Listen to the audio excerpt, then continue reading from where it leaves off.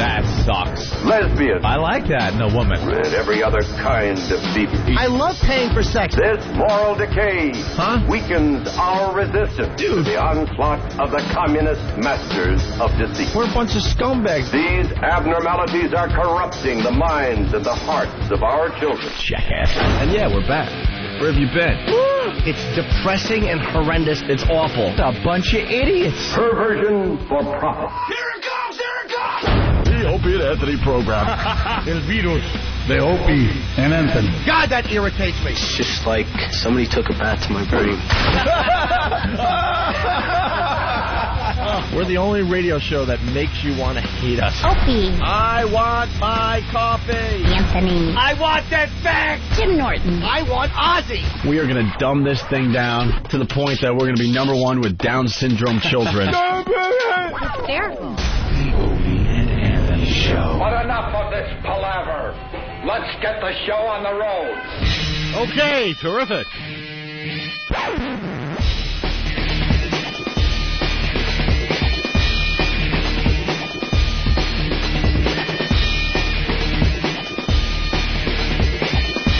Who taught you how to do this stuff? You, all right? I learned it by watching you. Oh, nice body rock. Don't go ahead. Don't. I got nowhere else to go. I got nowhere else to go.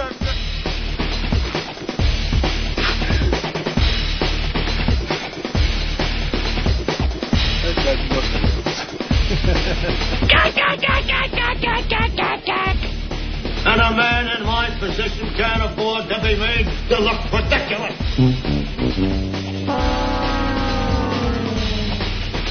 Hey, welcome to the Opie and Anthony program. It's Monday. Woohoo! You gotta act extra excited on Mondays. Yeah. Because usually people are dragging a little bit, so you make believe you're really, really awake and ready for another fine program. I almost ate my whole bagel before the show started, but I can't just leave this. That little bite? Oh, I have to eat it. I notice you have a very puffy shirt on today. Is it puffy? It has a little puff to it. Yeah. It's one of those shirts that are like pre-wrinkled. I don't know. It's all the rage, Opie. I don't know. Your wardrobe is growing by the day. Yes. I'm sort of keeping a mental note, and I haven't seen a rotation. You have a mental closet? I haven't seen a rotation yet. It's starting to scare me, man. A rotation. I mean, you're lucky if you get 2 different shirts from me in 1 week. This is true. You not only do 5 different shirts a week, then those 5 shirts go, I guess, back in the back of the rotation and doesn't see the light of day for months. Right. How big is your closet now, man? Since I moved, I got a lot of closet space. Didn't used to. Had like a little closet. Didn't have much jeans. Drawers full of T-shirts. And this is going to go back for the older listeners, not that much older, but since our L.A. trip, I guess. Mm-hmm. And every time you come in with a new shirt, we're all kind of looking at you. Or I guess it's me. I guess no one else is in on this one yet. They will be, though.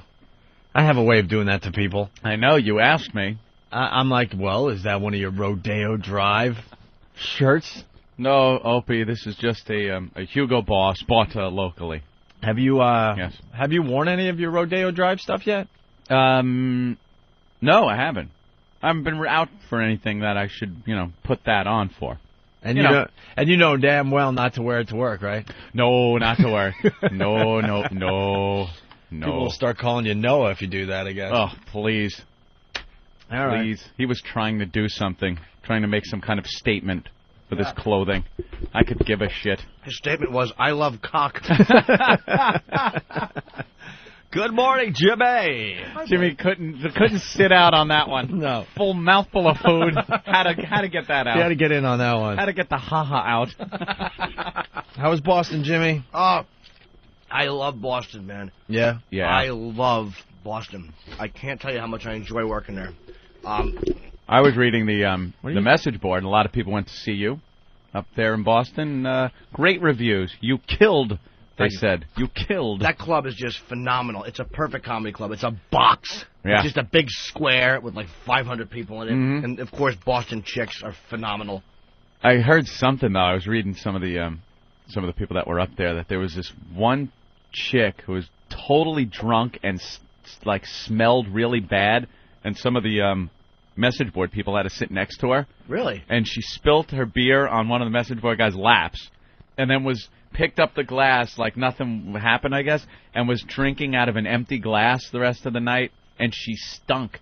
So she just stunk. I didn't see her. I wish I would've. Stinking drunk whore. Hello, Boston. I had a lovely young lady show up at one show, though. You got to hear this. Is this the story that you just told me? True, yeah. You haven't heard this one yet, Ann. No. It just happened this weekend. Fresh. Young gal shows up and says, after the first show, she's like, oh, I love the show. She's like, oh, by the way, my sister gave you head. Oh! And I'm like, really? And she's like, yes. And I'm like, oh, cool. And I'm kind of joking with her. I'm like, well, did she badmouth me? And she's like, no. She's like, I got to be honest, I'm a little jealous.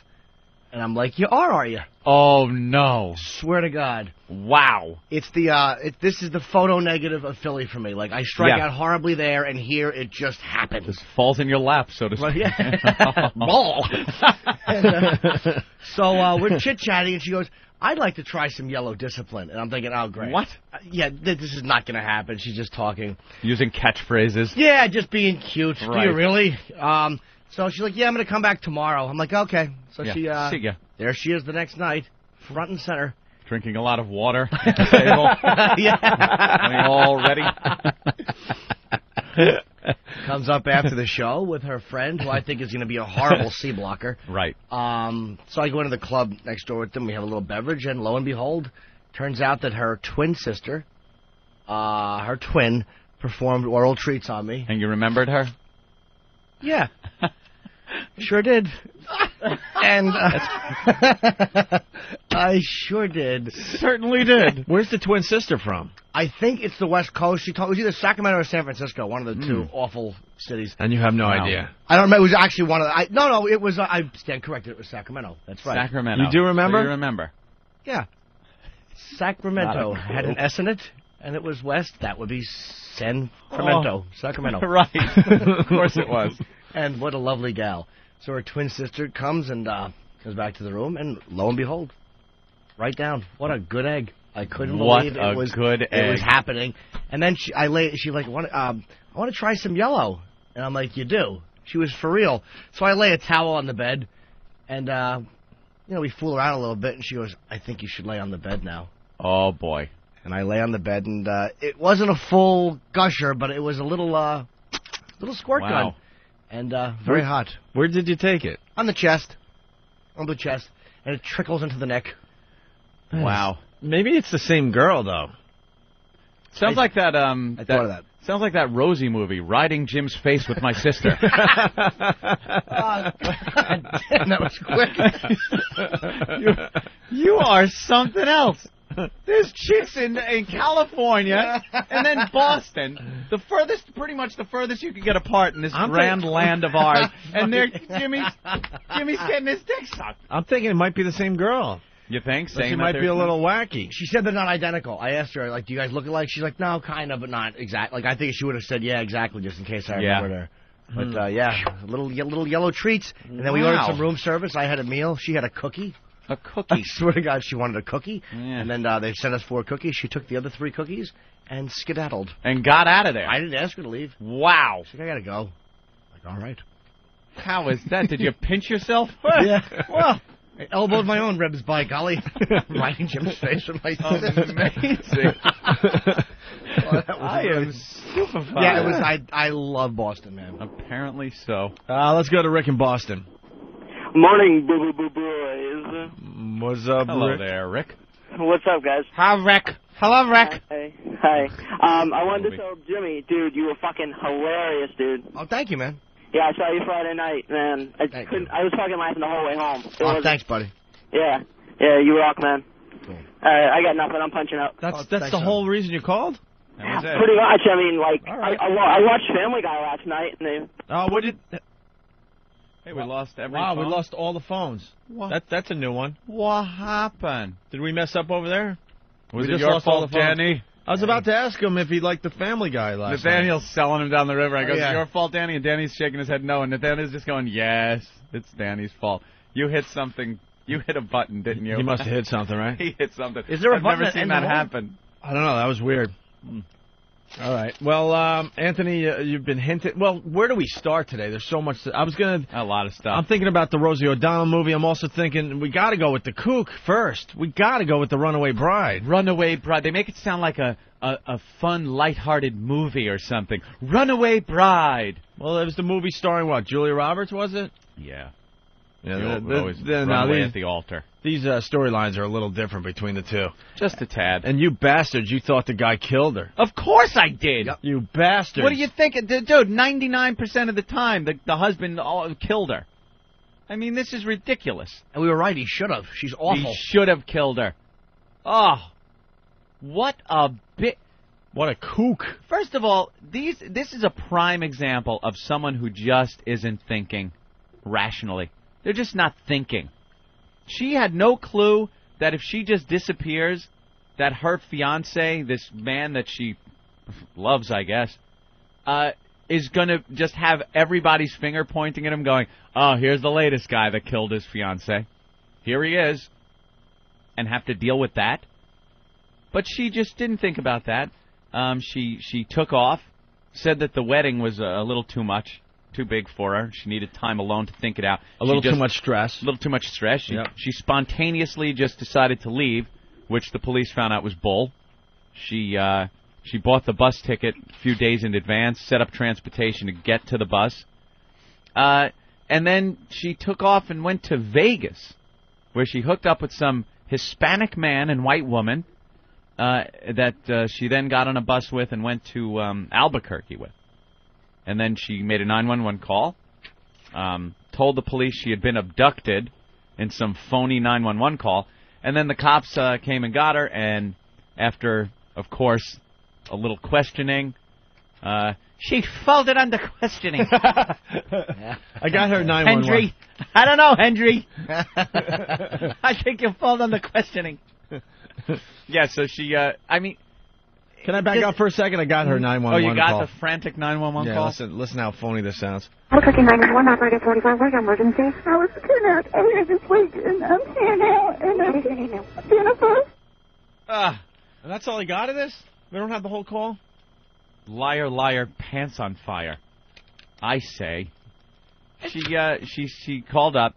Cops came and got her. They questioned her, and after like an hour or so, they said to her, and I love this cop move. They're like, because she had said she was abducted. It was a red van, I think she said, or a white van. And then after an hour of questioning, the cops just go, Jennifer, we don't have to look for a van, do we? They pulled that move, and she just went, no, liar. We don't, not like, hey, come on, you're bullshit, Jennifer. We don't have to look for that van, do we? No. It was funny. I was watching all the clips too, and one of the news women were saying, and it was very obvious that she cut her own hair. Yeah, she cut her own hair. You can just imagine how awful that looks. Oh, an ELO cut. Well, they said she just panicked and just hopped into a black Trans Am and just drove away. No, she was dancing down that aisle. Knockers bouncing all over the joint. Oh, brother. Yeah, so they found out she was lying. Like they don't. She didn't watch TV at all. You can't lie to the cops like this, especially on such a flimsy story. The cops always know. The story falls apart. And they even said, the more she told it, the worse and more different the story gets. Yeah. It doesn't work like television, like a movie. It works like those goddamn shows I love on Discovery and stuff. Those cop shows, Cold Case Files. I love that. 20 years later, this guy's like changed his life, turned it around. He was 17 when some bitch got mouthy and he hit her over the head with a golf club, perhaps, or something. And 20 years later, they find something, and some go-getter detective decides to check out some more evidence, and they drag him in. That's how shit works. Not like these movies where you can lie to the cops and get away with it. Doesn't work. And this woman, her story completely fell apart. And you see that other story about those two guys that said they found money up in Massachusetts? Yeah, those dopes. These dopes. And they're on every news channel. This is another example of the same thing. It's like, just shut your mouth. Shut up, stupid. They were doing some construction in a yard where there was a big barn, and they said they were digging in the ground, and lo and behold, they find this wooden box in the ground. They open it up, and there's these cans, these, I guess, coffee can-looking things, where they open up and find these old money from the 18 and early 1900s. Dollar bills, silver certificates, with a face value of a few $1,000s, but a collector's value of over $100,000. And they had it appraised and everything. And now they're on Fox News, CNN. They're doing the whole circuit saying how they dug up this buried treasure. Oh, it's a feel-good type of story. It was a great story. The graphic they put, treasure hunters and treasure found. And these guys are standing around taking photo ops with this money and everything. One day later, the cops arrest the two guys. Turns out they were doing work on this guy's barn, and they found the tin cans hidden in the barn. So now it seems that the owner of the barn didn't know about this, but it's his money anyway. And these guys decided they're going to concoct this story. But how did they get caught if the owner didn't know that the money was in his barn? The cops. They said the longer they questioned these guys, the worse their story got. They said that the hole that they dug before they hit the box varied with their stories from 2 inches to like 1.5 feet. Okay. And they said they were digging to get a rock out of the way for something they had to build. Then the other guy said they were planting a tree. And, like, the stories just didn't mesh up. That's how the cops will always get you. The cops are good. They just keep asking questions. They keep asking the same questions. Keep asking and asking and you just trip up. We were digging up a rock. We had to dig up a rock because we were putting a fence up. A rock? A rock. I thought you said a tree. All right. And then, like, 2 hours later. Yeah. So you were digging. I guess, what were you doing with the shovel? Well, we had to plant a tree. Fuck, a rock. We were planting a rock. Okay, I did it. They always trip up. Why didn't they just take the money? They wanted to be media stars. They wanted to be. Hey, who doesn't want to be famous? I guess. You get a story like that. Maybe one of the local reporters up there in Massachusetts went into the police station to read the blotter, to put it in his local paper, and said, "Wow, you got this treasure story. That's pretty good. Let me try to get." And the news guy he wants to be famous, so he's like, "I could give this to the AP. It makes the AP." Then the local Fox and the CNN people pick it up. Before you know it, it's a huge feel-good story. Hey, you guys want to come on the air with us? Hey, Bobby, you want to come on? It's fucking great. We're going to be famous. We could probably had him on here. Yeah. Oh, of course. All right, we got to go back to the runaway bride story because Jim's making a good point here. Jim, go ahead. How much you want to bet this asshole still marries her? That's what he's saying, I know. right? The wedding is not canceled. I haven't read that yet, but, if he still marries her, he's a fucking moron. I think he's saying something like he forgives her or something like that. Oh, I can understand forgiving her, but if he's stupid enough to marry her, he's a bigger asshole than she. What an idiot. What a great start to a marriage. Your fiance running off on you, and then have a great day. making everyone accuse you of killing her. Like we did. Yeah. Of course. Would have been a lot more fun if she turned up dead. Absolutely. Just a shoe with blood in it somewhere. Oh, those big eyes poking out. It's like, oh, she must have been choked. No. Why? What do you think? Look at those eyes. Popeye. And then the cops would follow this guy around forever, making Of his course. life a living hell. And just imagine all of a sudden she did die while she was away. Oh, how about that, right? They Because find her body somewhere. Because she's on these buses going, these buses are scary to begin Who with. knows? You run into, like, one of these undesirables. Next thing you know, you are dead in a desert somewhere. And now they point the finger at this guy for the next few years. He can't go anywhere. But he's forgiving her, and it's looking like they'll probably get married eventually. They said it's not canceled, it's postponed, the wedding. And, of course, then everyone will be applauding him for being that good guy.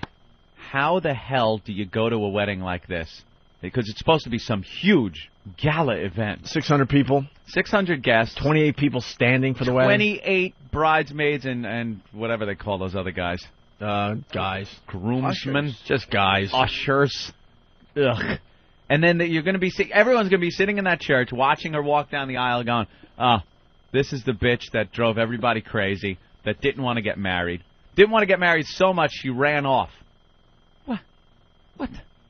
Leave. This guy should run for his life. It's over. Knockers bouncing all over the joint. My ass was wiggling too. Ass was wiggling too.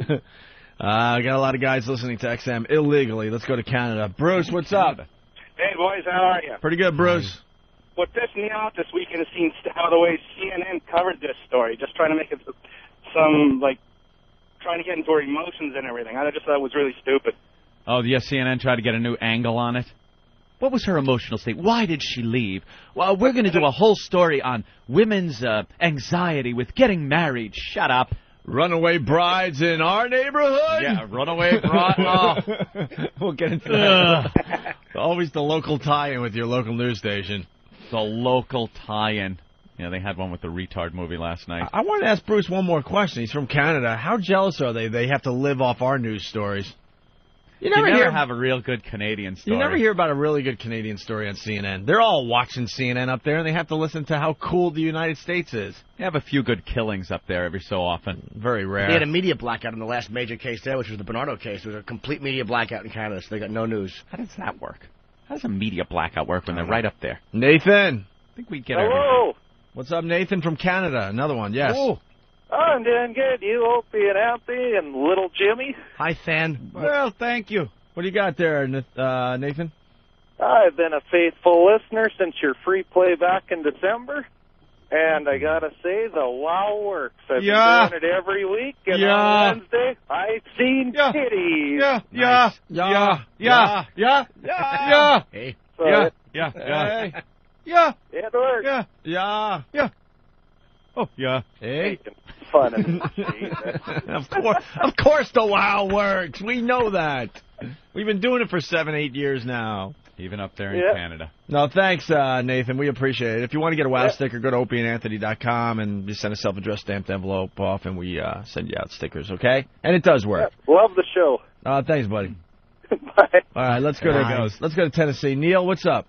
Oh, not much, man. Now, be honest. If one of your friends brought you a picture of that broad that ran away for her wedding, would you not look at it and go, that's the bitch that's going to be throwing dead animals on my porch when I break up with her, right or wrong? Yeah, with those big eyes. Hey, God, you could just look at it and you're like, oh, God, this is going to go fucking bad. And you ain't even met her yet. We should play Guess the Mental Illness.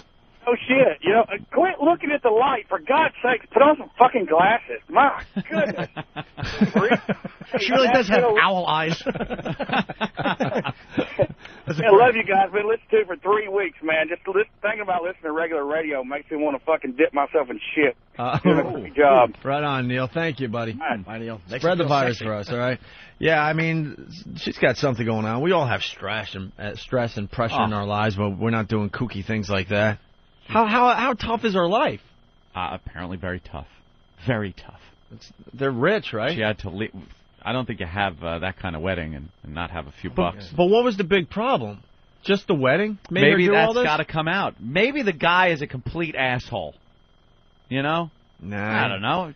He looks like a do-gooder. A do-gooder? He looks like the type of guy that just can't do wrong. I don't, I got to commend him for getting through the situation like he did and going on the news and talking, because if I was in that situation, I would be so paranoid that they're going to think I killed her. And you in your head know you didn't, because you didn't. But I have this like guilt thing. Sometimes when I walk into an empty store and I have a big jacket on, I walk around with my hands really far away from me so they don't think I'm stealing something. I know I'm not going to steal anything, but I don't. Or if I walk into a store and I didn't buy anything, they don't have what I want, and I leave right away, I kind of linger by the door a little, kind of like, oh, look, I'm comfortable standing here. I'm not trying to flee your store because I don't want them to think, hey, that was suspicious. He kind of left quickly. I would be the worst under a lie detector. I'd be horrible. Because you're bringing up something. I was at Tower Records this weekend. I didn't bring it. I didn't buy anything, but I felt like I was stealing something. I'm leaving the store. I had this weird guilt. You do. You get this this thing that they're going to think I'm stealing something. Right. If I'm wearing my big jacket and I put my hands in my pockets and I'm in like an aisle in a store, I'm like, oh fuck, they're going to think I just shoved something in my pocket.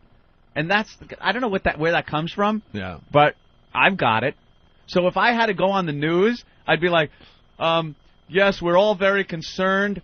We hope she returns quickly. Look, I didn't kill the bitch. I swear to God, I didn't kill her. I would just lose it. I'd break. I would be so bad. I didn't. That's really good. You ever been leaving a store with stuff you paid for and the stuff goes off? You ever had the alarm go off after you paid for your items?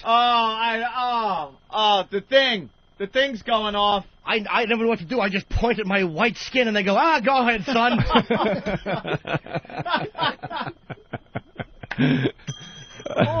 Bill from Jersey. What's up, Bill?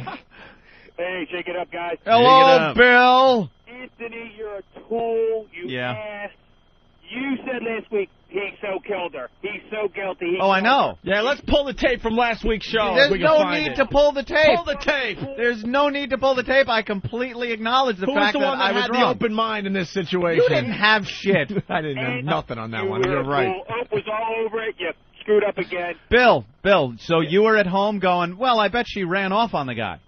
Absolutely. Why would I feel the guy was lying? Guys don't lie. Come on. You're lying. You're No, I'll admit it. Of course I thought the guy killed her.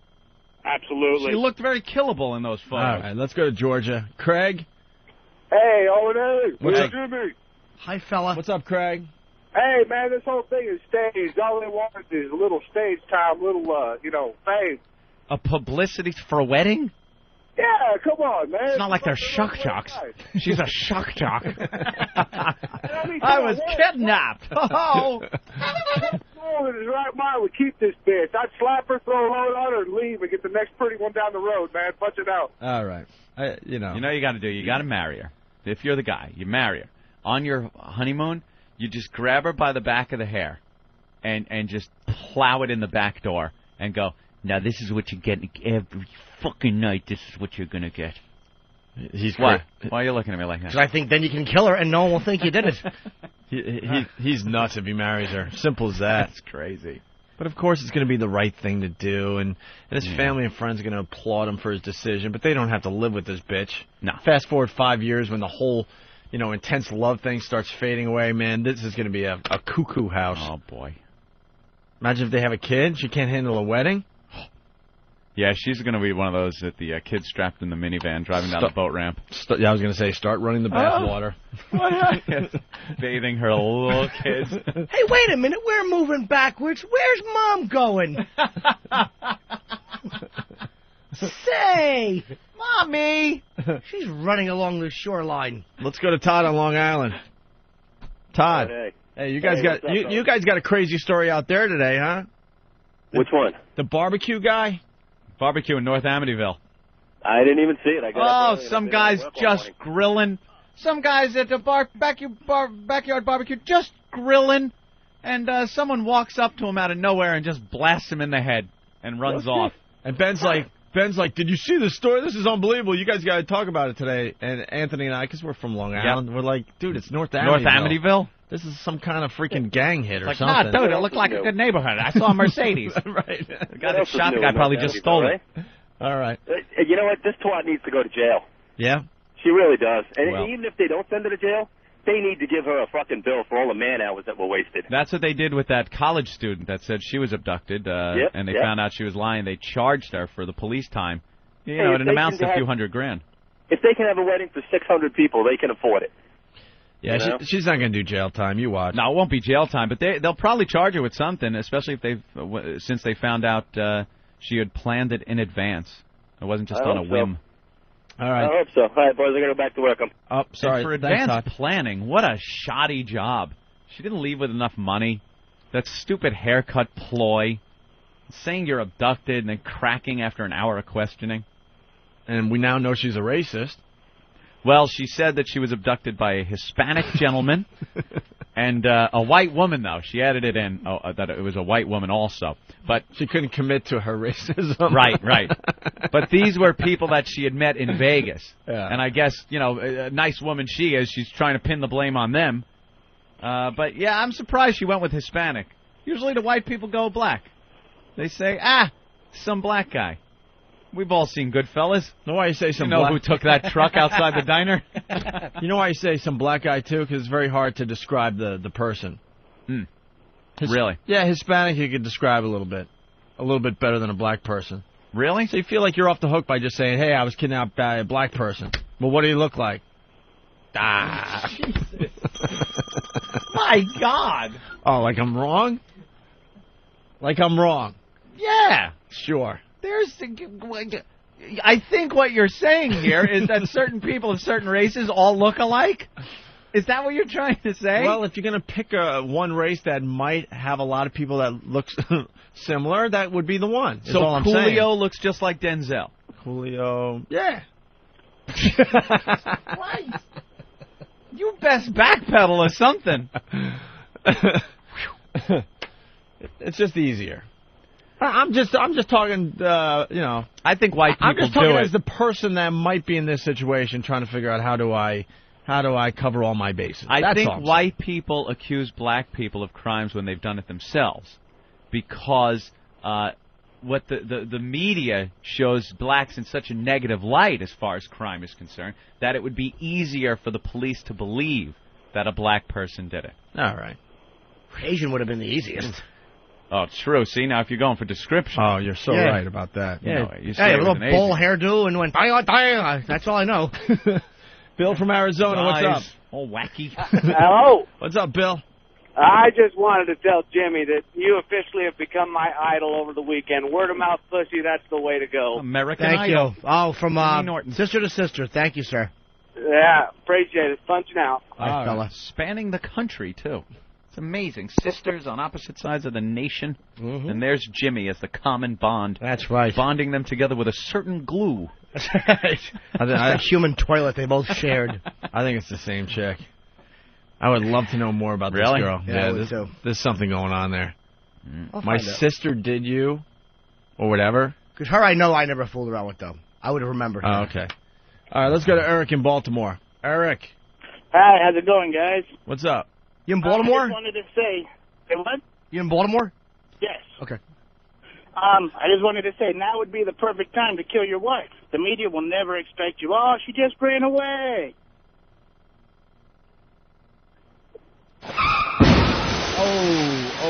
That'll hurt. A little bit of a wreck. All right.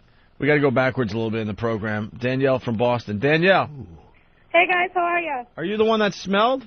No, I'm not the one that smelled. I was sitting diagonally across from her, and she spilled her freaking beer on my lap. Oh, you're the one that got the beer spilt on her. Yeah. And then she was all drunk trying to drink out of the empty glass.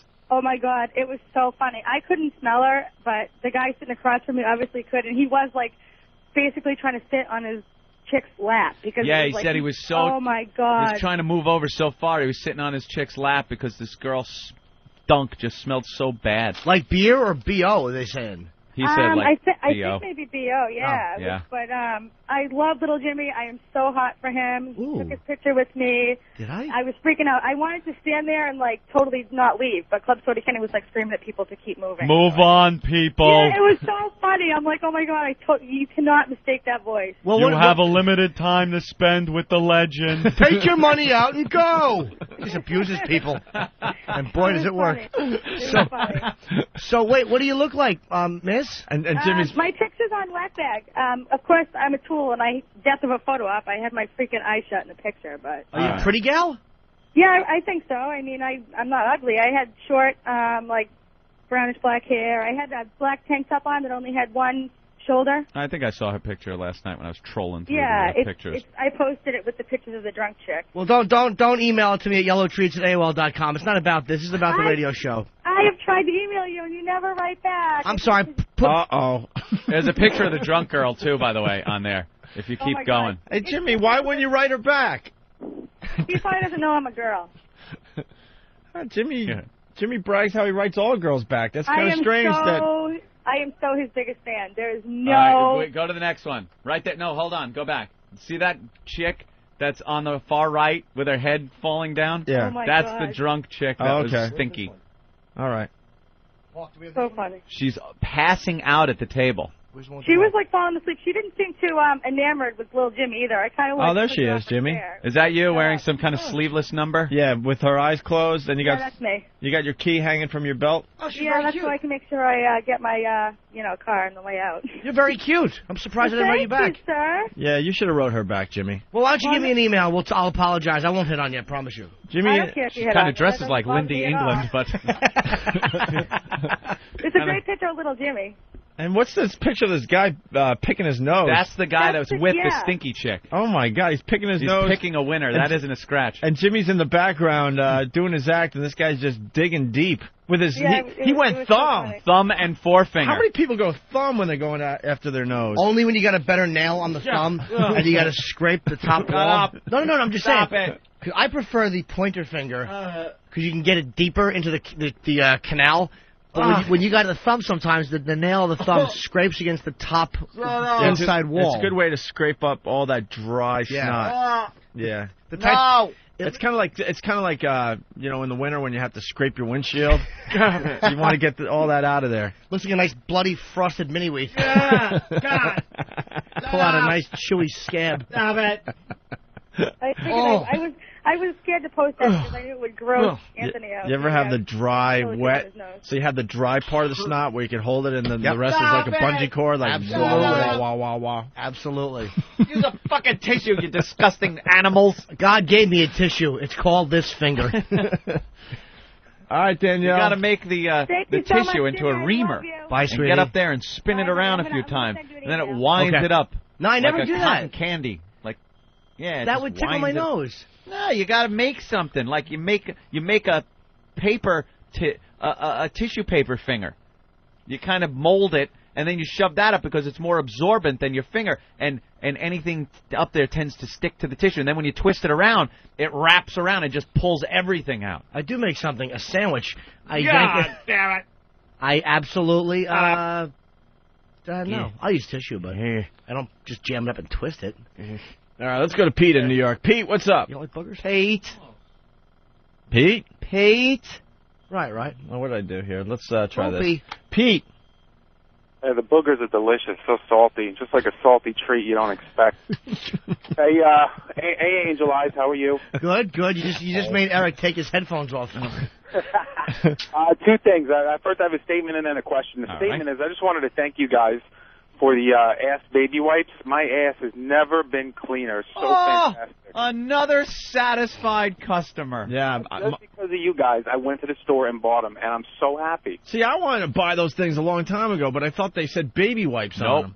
No, I didn't want them just laying in my freaking bathroom, and then you don't want to smell like a baby. But then but you turned us on to the fact that they changed the name. They got the word baby off them, so you could have these hanging out in your bathroom. Now they're just wipes. They're just wipes. I'm going through my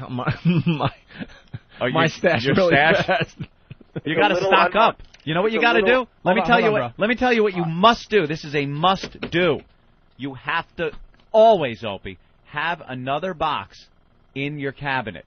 And the second you pull it out, get another one to replace it. Because if you find you ran out, now that you're using them and have them, if you run out and don't get to use it, you'll be you'll be in hell. Yes. You will not feel clean and fresh like you do now. Very nice. It's a nice little unmarked box on the toilet, so no one knows. You pull off the wrap, and it sits there like a little Now white it's box. just a plain white box, Yep, right? Nothing on it at all, so no one knows what it is. If they open it up, it looks like little wet naps. Yeah, clean my hands. You brush it off. You don't worry about There you it. go. But we all know what it contains. We all know the secret when the door closes. Let me tell you something. Kenny was actually the one that turned me on to it first, Club Soda Kenny. Really? But Kenny? I thought he was just a kook. Just a kook, and then when someone like Anthony tells you the same Who thing, you know is a kook, then you really got to listen and go out to the store and get him. That's because Kenny has the lower intestines of a goose with Parkinson's. He can't stop taking dumps. Well, all he eats is steak. That guy eats steak and potatoes. That's it. He's a mess. Yeah, go ahead. One question for you. When are you guys going to go ahead and confirm that Ron and Fez signed with you guys? All right. Oh, I remember Ron and Fez. Yes, hey, Fez. For those guys, they're really funny. We got some great Ron and Fez audio. We should play that today. We really should. I feel bad about it because it's kind of like I know the guy. Feel bad. What guy? Fez. It's Fez losing his mind. Why? Well, it seems it was, I guess, his birthday.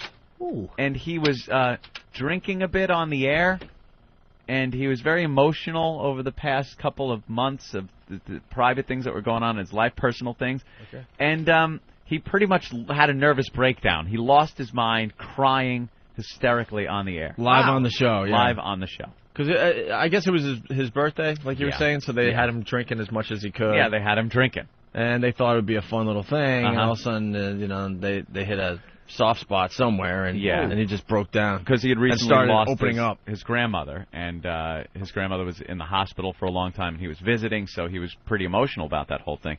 And something happened where that came to the surface, and he just lost his mind. And Ronnie's just, I know there, buddy. I know, pal.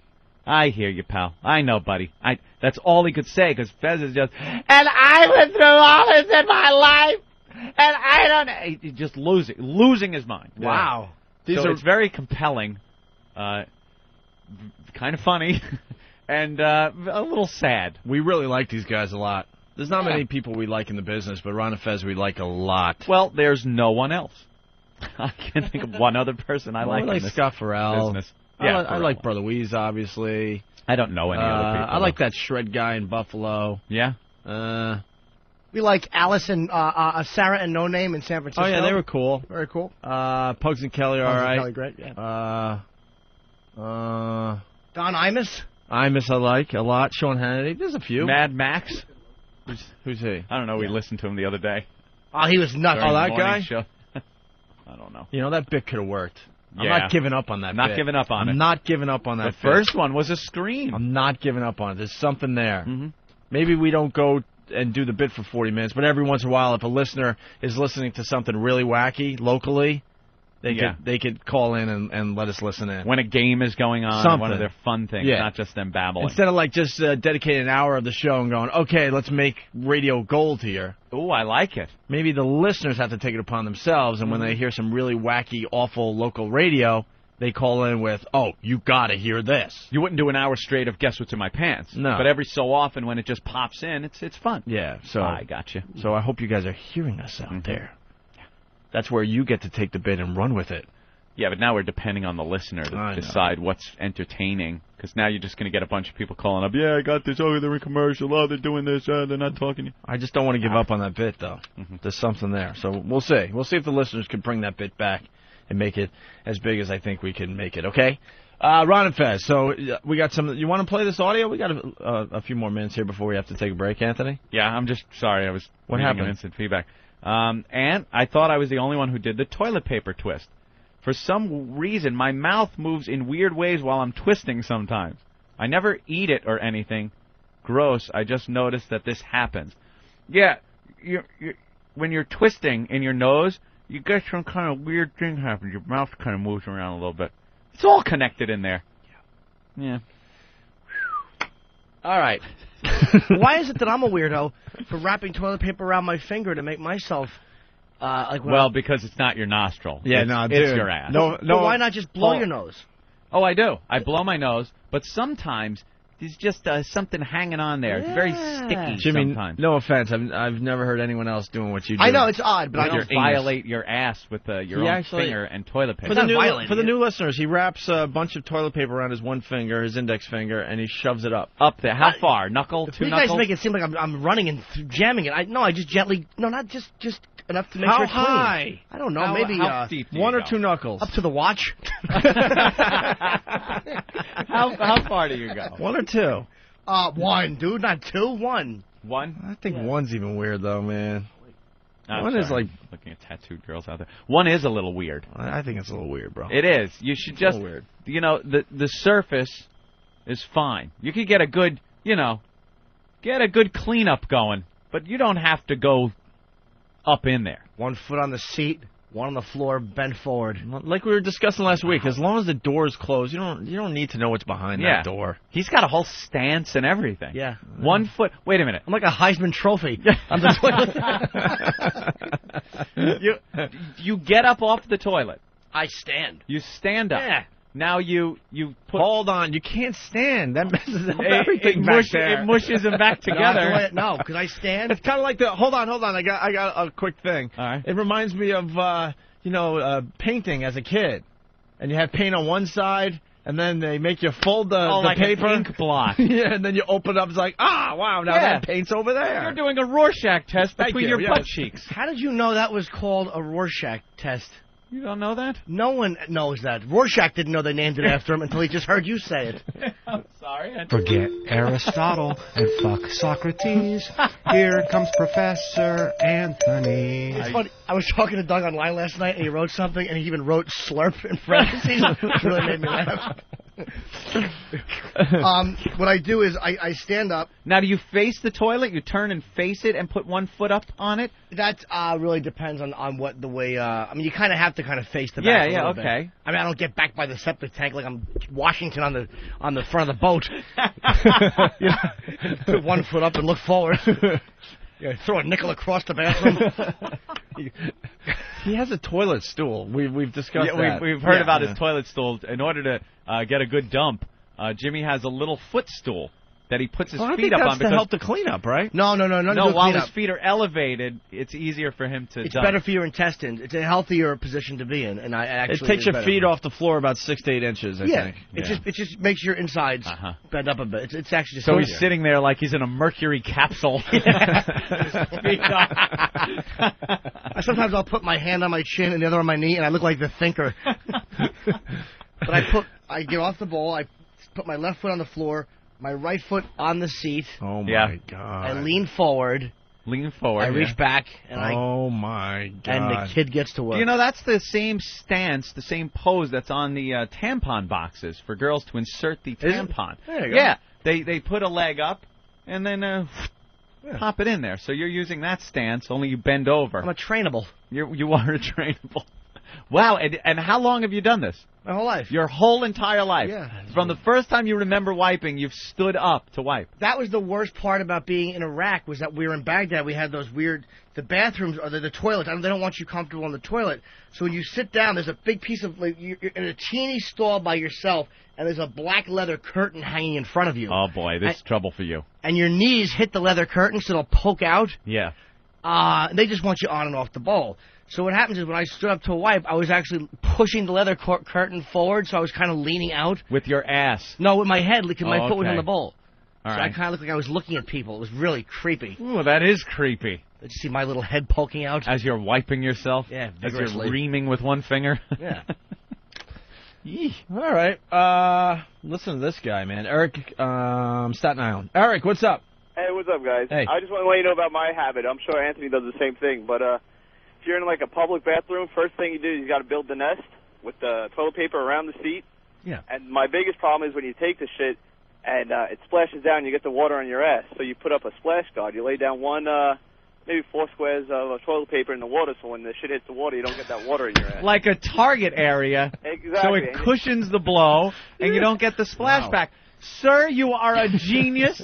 I have been trying to figure out how to keep public toilet water from hitting you there. And that's all you got to do is do 4 squares. Right there, 4 like squares? No, dude. Let me tell you, I'm going to use a bunch.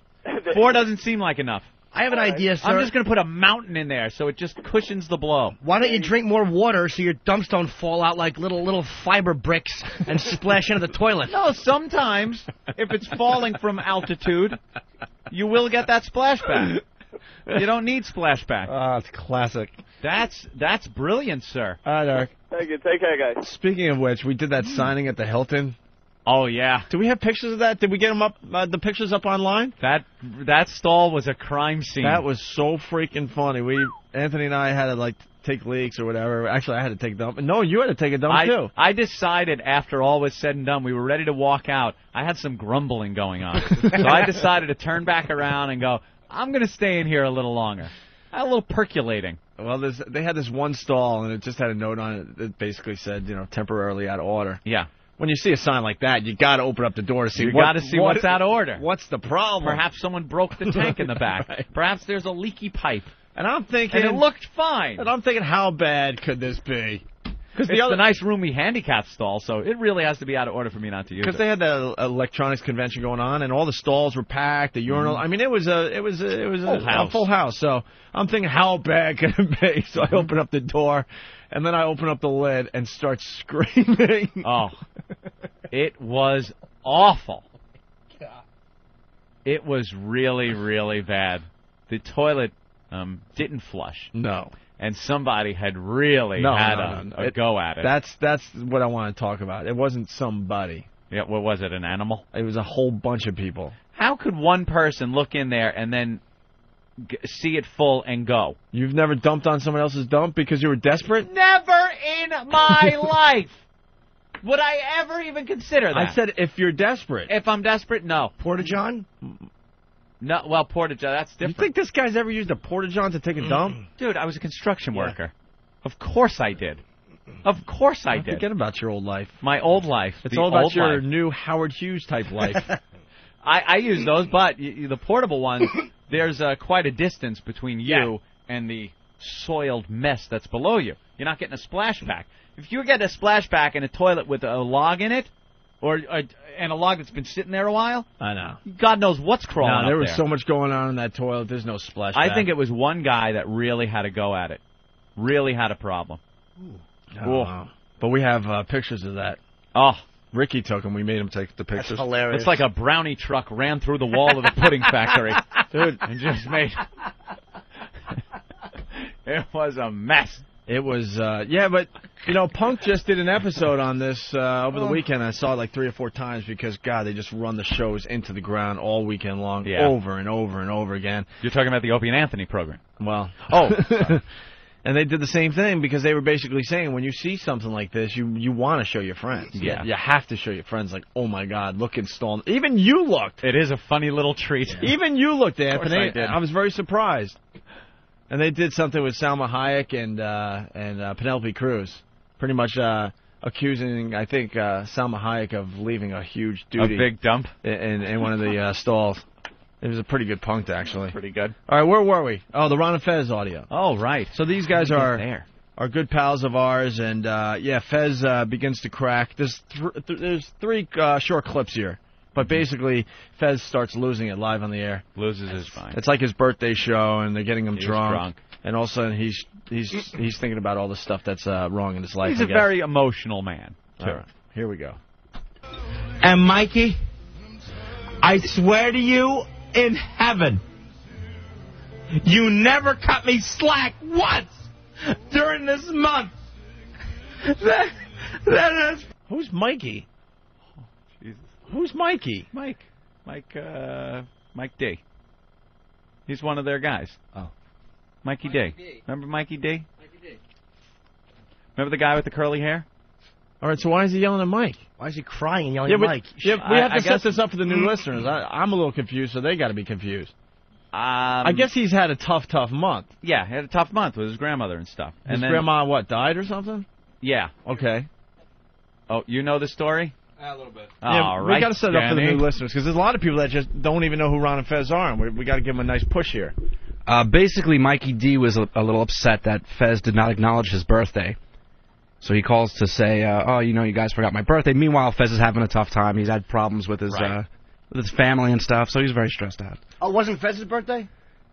Well, it was Fez's birthday, and Mikey D called Fez up to wish him a happy birthday, but then threw in the fact that Fez didn't wish him a happy birthday, which happened a couple of weeks prior. Oh, okay. All right, let's go back to the tape. And Mikey, I swear to you in heaven, you never cut me slack once during this month. That has probably been the worst month of my life. You never cut me slack once. Okay, Fez, why don't we do this? Because a lot of this, I know you've had a lot of stress. And this has been the worst month of my life. I know, buddy. And somehow, through some irony of God, through some joke that he finds funny, that the Supreme Being finds funny, my birthday ends up at the end of this month that I have had the most brutal time of. I'm supposed to sit here and take, and drink and have a great time and, act like nothing's happened whatsoever. I know, buddy. Here's what I have been brutalized through this month, and you never, ever got me 1 ounce of slack. Not once did you ever say, hey, I'm here for you. It was always, hey, I'm here for me. Okay. Also, Fezzy. And this was... Go ahead, Ronnie. I just want you to know that no matter what, a lot of this is because you're drinking and you have had a hard month. And I just want you to... It's been the most brutal month of my life. I know it has, buddy. And no one knows what I've been through. I know, pal. You can act like a man. What's the matter with you? Wow. Man. Don't you do it! Don't you! I got nowhere else to go! I got nowhere else to go. Crying and yelling at Mike. You sure that wasn't Don?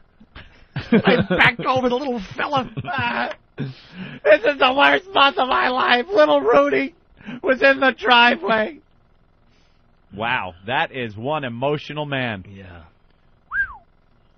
He had lost his mind. Yeah, he's just having a breakdown live on the show. And Ronnie's just, yeah, I know that, pal. We got all right, let's do this. We got 2 more short clips. Ooh. It continues. It's been absolutely insane. I had to sit there and watch and get a call every day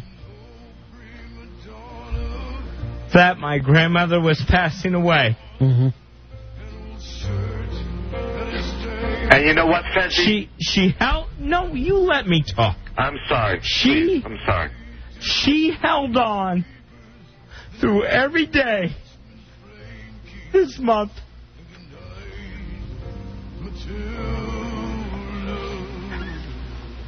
And I had to deal with it every day.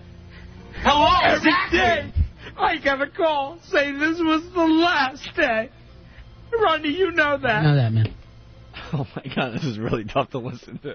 A family member dies, and you insult me. What the hell is the matter with you anyway? Okay, terrific. Wow.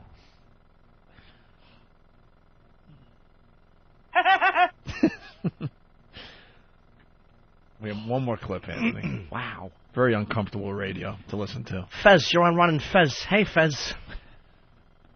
Our pals Ron and Fez. Love them. Just so everyone knows, I'm the first one in my family to move away. Right. Everyone else in my family is there in Pinellas Park, Florida. Everyone else was there with my grandmother when it was time to happen. My father retired tonight after all his years of work, and I couldn't be there. You know? Right. And it's not easy to be the one that's not there.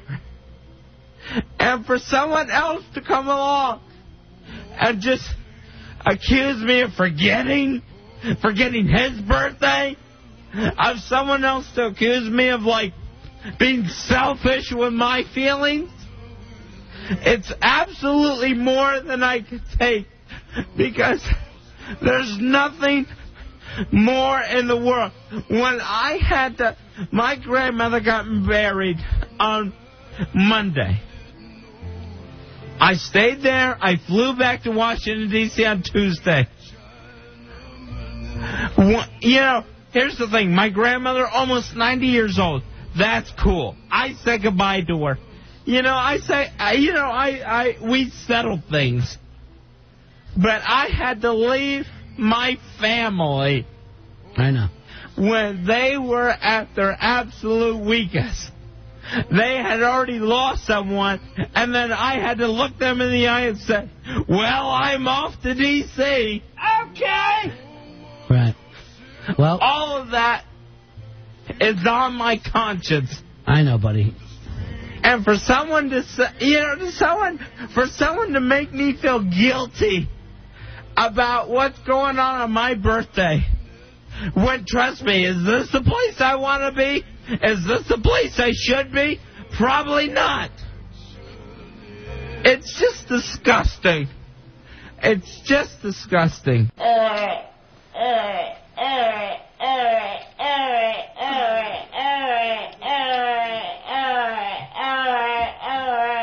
Stop whining. Stop it. Stop whining. You had a tough day, Anthony. Wow. Wow, man. Fez sounds upset. That is... Then we got... go ahead. Unbelievably emotional. And Mike was probably just busting balls. Hey, you forgot my birthday. Yeah, I know. Just being silly. Yeah. I think Fez was, pretty drunk, too. Yeah, of course. I really, He was I've hammered. heard the guy is a professional. Many years spent on the air. I couldn't see him just, doing this unless he'd been really liquored up. From what I remember, didn't take much for old Fezzy to get drunk either. A couple of drinks, he's pretty much pretty hammered. Well, one of these days we'll get to the bottom of the whole story. Yeah. I'm sure. And then I guess we got audio of Ron, losing it. Because I guess, Fezzy wasn't around because he had to go to the funeral and things like that. He was flying back and forth. No, actually, he was in studio. He was just being very quiet for some odd reason that day. Yeah. All right, so Fezzy was being quiet because he went through all this personal shit. Which happened first, this Ron or the Fez, I think the Fez clip was first. Okay. Yeah, and then, Fezzy's quiet maybe a day later, a couple days later, whatever. And the PD comments that Fezzy's being quiet. Is he there? Or? Yeah, he's calling it in. He's not pulling his weight, stuff like that. Jesus. Right. Yeah. These program directors, they're just a bunch of the scumbags. worst. Useless pieces of meat. All you programmers out there, you're just failed radio hosts. So you couldn't do it yourself, so now you're going to, get a whip and tell everyone else how it's done? Yeah. Please. So the clip is the audio isn't the best, but Ronnie just loses it and sticks up for his friend Fezzy here. What's up, dude? All good. What's happening? Who was it? It's Cameron. What's he want? You want to know if Fez was on the show tonight? Hey, we wanted to know if we have an effing program director, because we've never seen you this entire year. What an ass. So the program director has to pipe in and ask if Fezzy's on the show tonight. Yeah. Because he's not talking much. Right.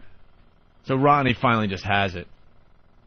Or had it, I mean. What's up, Ben? You know a little bit about this? No. Oh, you're just, okay, all right. It happens. So as far as we're concerned, we've never had a program director here. So why don't you check on that? Because when I talked to New York and I brought your name up, they said he's just the secretary. The program director we have here is the guy who watches the paint dry. Ringing a show in the middle of it. Like radio. Like you've ever worked in radio other than watching G. Gordon Liddy read a paper for 3 hours a day. Jesus. You wonder why. So, Fez, what do you want to talk about? What's on? I guess you've been dogging it tonight? You're laid back? I guess so. I apologize then. Sorry about that.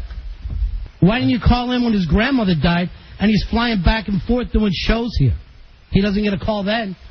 He never got a call to say thank you from him. That was from no one. Maybe there's some more O'Reilly emails that have to be answered. Unbelievable. Unbelievable. Turn your radio off. Just turn it off. You're not the program director here. You've never been one. And stop calling Brian at 9 o'clock in the morning. He works nights.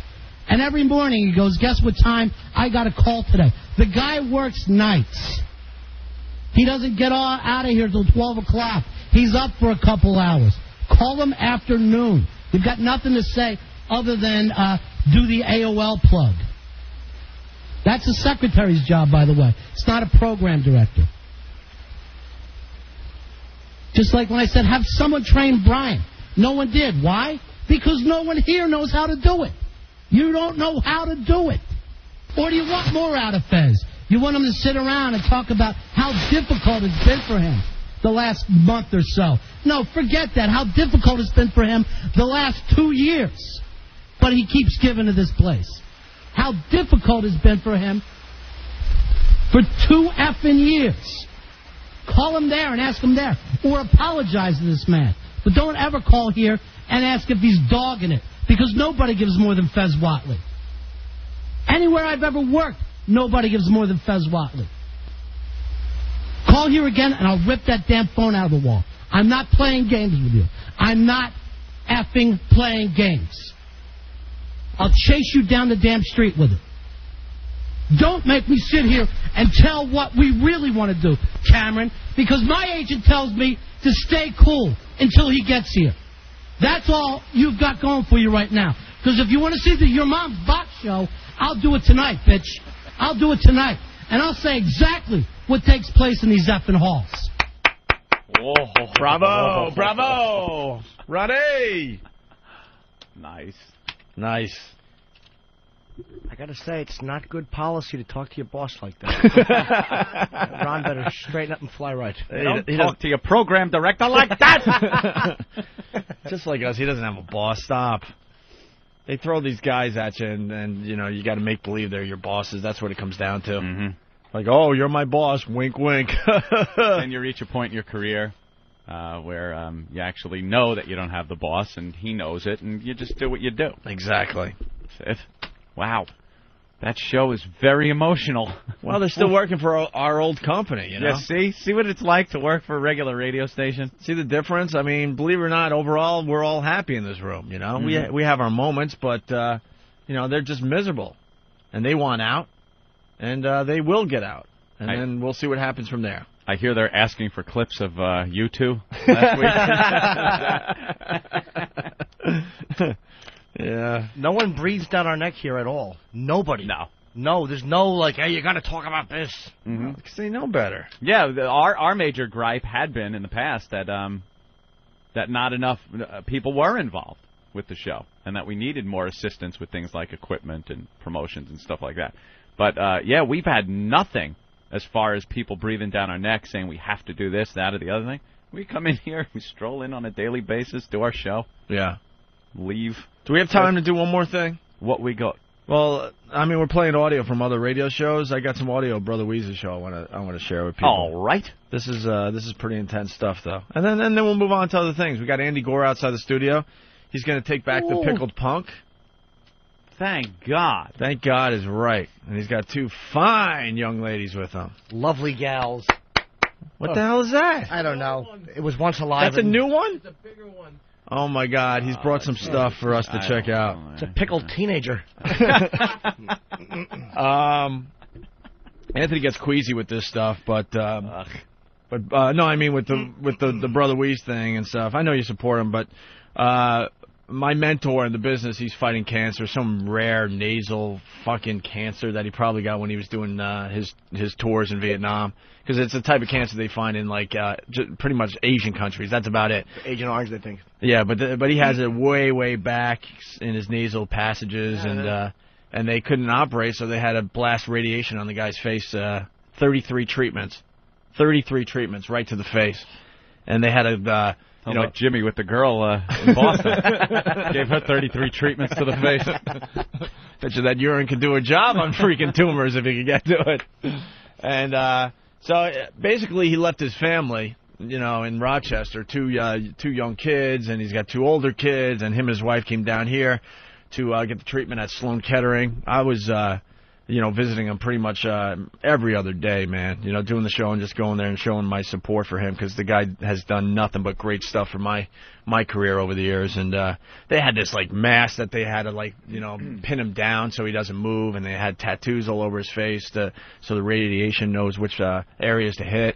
And I watched the guy slowly but surely just deteriorate day after day. The first few times I visited him is like, oh wow, this is a piece of cake. Look, you had 3 radiation treatments. Look how good you're doing. Then a week goes by and you see him dropping down, losing the weight, brutal sunburn all over his face and his neck. Anyway, he was really, really struggling because it got to a point, he couldn't really swallow anymore, and all sorts of like dry sores on his tongue. Just brutal stuff happening to the guy. Brutal. Ugh. Absolutely. You can't drink water or something? There's nothing they can do? Well, he chose not to get a feeding tube, which I guess really helps you out because he's like, screw that, I want to try to, live, whatever, blah, blah, blah. So he was still trying to eat. Everything was blended down, and just to get water in him or any kind of, nourishment was just like, swallowing razor blades is how he describes it because everything is just beyond dry. So, I don't know. The weird thing is he was still doing his radio show as much as he could. At first he was doing all 4 hours. Then he was doing, what he calls a set. Like he was doing, a 40-minute set, and that was it for the day. Just an update. Because in Rochester, he's a rock star. I mean, the whole freaking city has gotten behind the guy. And so I got 2 clips really fast. They're really short. I guess he was talking about how hard, the whole treatment has been. And some people saying, why don't you just quit, man, Why don't you just quit and, try another way? Because obviously this is not working, blah, blah, blah. And his young son, who's only like 5 or 6 years old, calls into the show. So listen to this. Oh, boy. You could take a break, Aaron. Oh, Jesus. This is real-life stuff, and then we'll get back to the funny. Please, before we take a break, there's a special call for you. This is a very, very special call. Seriously. All right, here we go. Sammy. Your son Sammy wants to talk to Daddy. Sammy. Oh. Sammy. You're going to make Mommy cry, Sammy. Start crying. Sammy, that you? I love you, honey. I love you too, Daddy. We'll be home soon, honey. Be a good boy in school today. There is no school. Don't go to school today. We're going to go egg Mary Flood's house. Uncle Tommy's going to take you over with a whole fistful of eggs.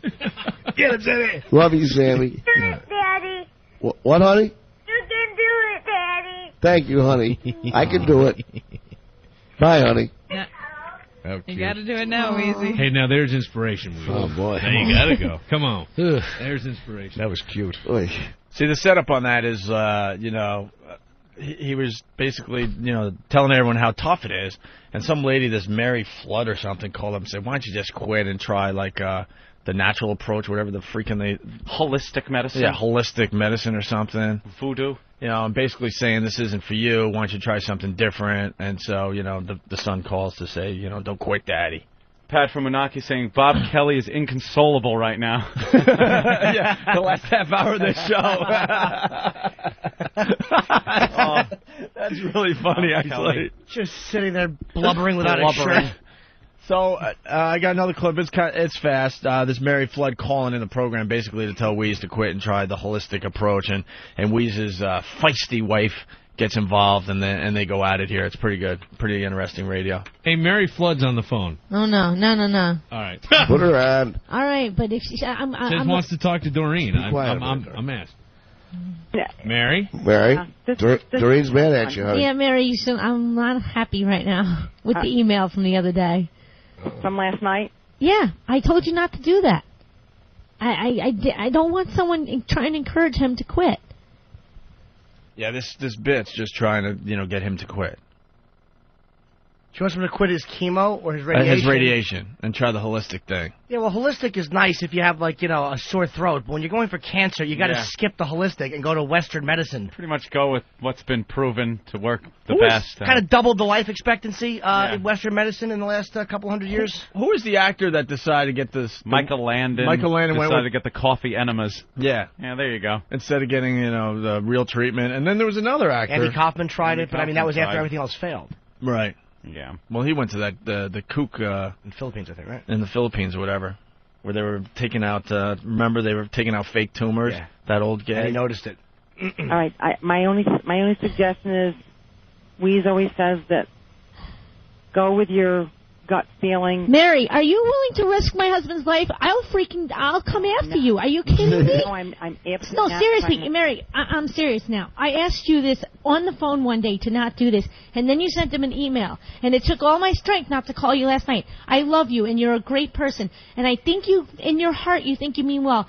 But if if you think trying to encourage my husband to stop radiation treatment, I'm not willing to risk his life. Maybe you are, but I'm not. But what happens? Hey, Doreen, what happens if I pull that guy? Oh my God, I can't even believe this is happening. I'm What happened to a going guy? to lose my mind. I'm not a sane person, so really, somebody better do something. She because finally I'm gonna admitted lose it, Tommy. Flag She admitted it on the radio. My heart is beating like crazy right now. Doreen. All right, Weeze, I'll go. It's Mary, really? I'm serious. I'm out of Doreen, my mind. you sound like a nut. I am. Call the 911. Doreen. What? Right. I'm over here. Where's here? Come over here. Where the hell are you? She's behind the couch. You can't even see her. Where are you? I'm over here. Over here. Margo. Here. Behind you. You're behind me? Get over here. You guys. Get over here. Come on. Everything's all right, She'll be Doreen. fine. He's Yeah. not going to quit. Oh, you don't understand. It's not easy. I know we I don't. never made- We don't. We don't understand it. It doesn't sound easy. Meanwhile, Doreen ain't eating. By the way, she's got to start eating. I mean, it's so ridiculous. There is great food everywhere. And she know. thinks that it's going to bother me. I go, hey, bother me, eat. Yeah. Matter of fact, I might get a kick out of seeing you eat something. It's part of the taking care of Weeze. You got to take care of yourself. Mm-hmm. Jesus, she don't eat nothing. I know, she's down to nothing. I eat. What do you eat? Come on, Thong's probably begging Ice you. cream. She had some ice cream last night. What happened? When she sounds like the Michael Jackson character in the tapes when she started crying. I'm sorry. I'm sorry. You're animal. I don't. It's true, though. All of a sudden I heard the. I'm sorry, Doreen. I'm sorry. So there you have a little taste. But he's been doing his radio show through the whole damn thing. How awful is Mary? Just what a nudge, calling up and minding everybody else's beeswax. Not even calling. What happened was she got Weeze's personal email and started sending him email about maybe you should just quit and go holistic and this and that, because he's been open about his treatment and just telling everyone how awful it is. So this person, not knowing anything really, in my opinion, is like, oh, obviously you should just quit. And that's not, when you're trying to support someone with cancer, that's the worst thing you could do. You could do a holistic in addition, or maybe when you're done. Well, he was doing that. You don't replace it. He was doing some acupuncture and some yoga and all sorts of things, But there you have it, just a little taste. But I helped Weeze move Saturday, so he finished his radiation treatments, 33 of them to the face, blast, looking pretty bad on Saturday. But we packed him in an RV. And he got back to Rochester to his house and his family and stuff, and now I guess the treatment's going to be bad for another 2 weeks because it continues to cook inside you, all the radiation. Oh. You don't just get your last blast of radiation and then that's it. You start getting hopefully better. It still has to cook in there for another 2 weeks, so he's got another 2 weeks where it's going to get worse even, which I can't even imagine. And then at that point, hopefully, if everything goes all right, he'll get better slowly but surely every day. So. I've gotten a lot of email on this, so there's your update. His treatments in New York City are done, and we're hoping for the best. He's going to get an MRI in June to see what's going on in there as far as the tumor goes. Just brutal though. But man, the guy, I'm not going to complain that much. You're not going to see me complaining about stupid shit because I saw a lot of crazy things in the last 2 months while he was in town. So we wish him the best. There's a link on opieandanthony.com. Yes. Yeah, that's what I was just going to point out. If you go to opieandanthony.com, the banner right on the top is helping Brother Weeze kick cancer's ass. Please make a donation. Yeah, it just says kick cancer's ass is a charity, so he's trying to raise money on top of it for other people. But there you go. The sadness of the show is over. Jesus. We'll get back to the laughs. Thrice from opieanthony.net saying, Christ, the Hindenburg broadcast had less heartache than the past hour of radio. It's real life stuff. A little variety every once in a while. It doesn't hurt it. Oh, the drama. Mm-hmm. Bob Kelly on whackbag.com saying, can someone please bring me some tissues? I don't like Pat from Menaki being funny all of a sudden. Yeah. His last few instant feedbacks have been very good. It's starting to bug me. Pat was pretty funny, too. We were as I was watching the Rosie O'Donnell retard movie last night, I was on Whackbag because they had a whole thread going about the movie, comments, and Pat had a couple of really good you guys, funny lines. Wait, they were commenting as as the movie's going, we're all commenting and laughing about it. See, I think that's great. It's hysterical. There were some really funny bastards on there last night. Very, very cool. So, I guess that was the update I wanted to give everyone. Kick Cancer's ass. The link's on opieandanthony.com if you want to do something. If not, that's cool too, whatever. Just want to share that with you. The guy's, I'm telling you, he's an amazing guy. All right. I only met him once and we argued politics. But you loved him, right? I liked it very much. Yeah, he was great. Well, he's the polar opposite of you two. He's very liberal, but he's not annoying liberal. He's like a Vietnam vet liberal. He's not like some bleeding heart college student. You can't argue with a guy who did 2 tours of duty. What am I going to say? I'm from the suburbs, fella. Grew up in the mean streets. Yeah. My dad knows people. I have no arguments to make. He actually, when the vets call his show and want to, like, talk about, he's just like, ugh. And he openly admits that he went there and had a really good time in general. And actually signed up for another tour because he was having so much fun. There was some great Vietnam stuff on, I guess it was the anniversary of the fall of Saigon, so there was some great Vietnam stuff on the War Channel over the weekend. Just, rock and roll and killing gooks. That's how they present it in these specials that they put on there. Just helicopters whipping in, firing rockets, blowing people up. Jimi Hendrix playing. That's what it is. It's just like rock music playing. They had a whole show on just chopper pilots and then on infantry and on the Tet Offensive, like all that stuff. Just gotta love sitting there for a weekend when those marathons are on, watching all that stuff. Great. Yeah, man! We were out there in country just kicking ass! That's what it was, firing off their guns, killing them gook. Yeah. They showed some brutal footage of the Tet Offensive when the Viet Cong came into the American embassy down there in Saigon. Oh, just some guy. They had him by this fountain, and he's just some dead Viet Cong. He's not even dead. He was half dead, and he's taking that last, like, death rattle breath and kind of tensing up, and they just had the camera on him. Like, they didn't care back then. Nowadays, you don't see crap from Iraq. You really don't. You don't see anything. They have a total blackout. But back then, they showed footage, man, that was just brutal. Bodies blown in half. Then they show it, and the news guy's standing right there. Bullets flying around, news guys are right there. They had balls back then. Now you don't see any of that shit. That sexy naked kid running away. Oh, running away, that little whore down the street. Jeez, that's my favorite photo from the Vietnam era. Oh, that napalmed cock tease. Are you insane? You guys are nuts. Oh. Have you ever seen The Wall down in Washington? Yeah. Wow. I know. All those names. Brings it right home. All right, we should take our first break. We got lots of shows still to do. We still haven't talked about the Rosie O'Donnell movie. Oh, what a special movie. I believe, I'm not sure, but I believe it was presented by Hallmark. Ugh. Every friggin' commercial break, at least 2 dramas. They weren't even commercials. They were like small little dramas going on. And all wrapped up with somebody getting a birthday card or something. Aw. Yeah. You know what the best part of the movie was yesterday? What? Oh, man, we're going to get into we'll try not to get into another bit. A little tease, though. In between the stupid movie, they're doing the news teases. Yep.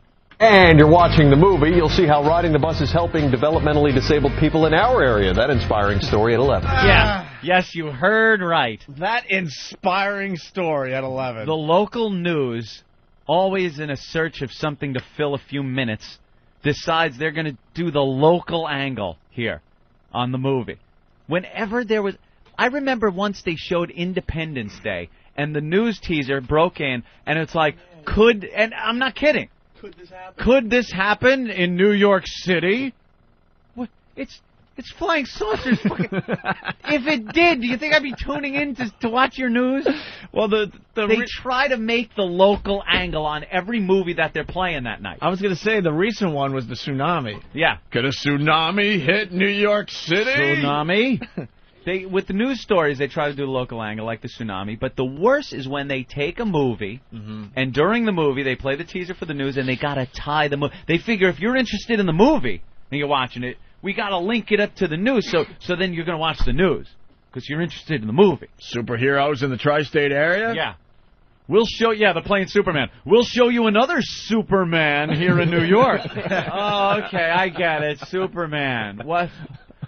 Oh, God. And you're watching the movie. You'll see how riding the bus is helping developmentally disabled people in our area. That inspiring story at 11. Inspiring. Why don't you sit next to one of them on the bus and see how inspired you are? You know what they should show helping developmentally disabled people? They should show the morning after pill and how it's helping prevent this irritation. RU486. We'll do a report on it. How did you know the exact name of that pill? Oh, sorry. Forget Aristotle and fuck Socrates. Here comes Professor Anthony. You're starting to get it, aren't Dude, you? I was proud of myself that I fired out morning after pill. I always keep a bottle next to the bed. I never know. Open up, honey. Put it in ice cream. There you go. They don't even know they're taking it. Give it to her in her Flintstones chewables. Oh, that is genius to mix it up with something. Give it to someone. That's a great idea. I never thought of that. Hey, you never know, right? Then we got clips from the actual. Hurts. Then we got clips from the actual story. Splat. We got clips from the actual story. Yeah. I'm a catalog assistant. I stamp books. What? The catalog assistant? Does what? He stamps books.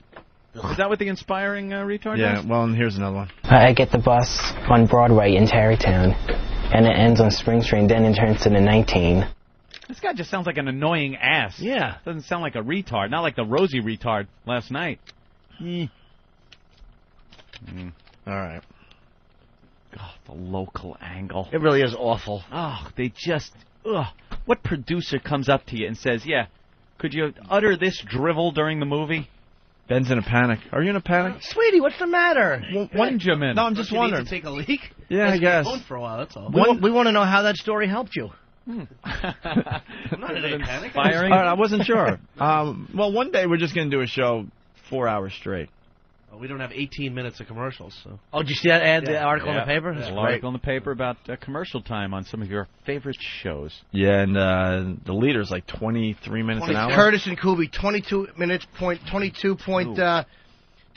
and 5 seconds per hour of commercials on that dumb show. Because what commercial radio is trying to do, these stupid idiots, they have no clue how to compete with satellite radio. They're trying to claim that they're doing less commercials. It's a third of your show. Right. They're saying we're doing less commercials now. They did a whole campaign on this. Especially, I guess, Clear Channel was the leader on that. And then all the other is more. All the other radio groups jumped on board like, hey, this is a good thing. We're showing that we're going to try to, knock down the commercial load. So John Manelli of the Post, we love this guy. He's like, oh, really? So they just did a little thing here in New York, and they listened to all these radio stations, and they're finding out, they're not playing less commercials. No, it's more than ever. 22 minutes an hour of commercials that is just brutal. It stinks. And then you have to add the promos on and all that stuff. Yep. Unbelievable. Just to give you an idea, get away with that much. Just to give you an idea, we just talked an hour and a half. That would be 33 minutes of commercials. More than that? Oh yeah, you're right. 33 minutes of commercials we could have taken if we were on regular radio. So, for all you guys that think that the last hour and a half was good, but maybe 20 minutes of it sucked, that could have been commercials. Jack off. Curtis and Kuby. Mobsters with the lobsters. I like when Curtis rhymes. Yuck. Shut up. Shithead. Shut up.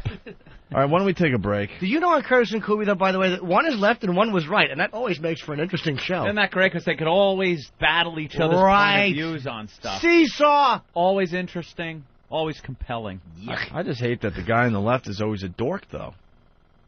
Always. Well, always. What's up with that? The shoe fits. Alan Combs? I don't know. I've never heard of him. And he just bitch slaps him every night. Every single night. Has there ever been a cool, hip, kind of liberal show host? Or you would think they could find just one just to make it interesting viewing. But Hannity just has his way with Hannity's Combs. got the heat. Oh, Yeah. my God. Hannity and Definitely. Combs. That's the one thing that was really funny. I forgot what book it was in. I read a lot of these dumb books on our time off, the Al Franken book. I went with the Michael Moore, the Bill Maher, whatever. Which one was it where when they were talking about Hannity and Combs, they had Hannity's name really big, and then Combs was so small that you could barely. It was like was it? Yeah. The typeset they used was the smallest you could possibly use in a book.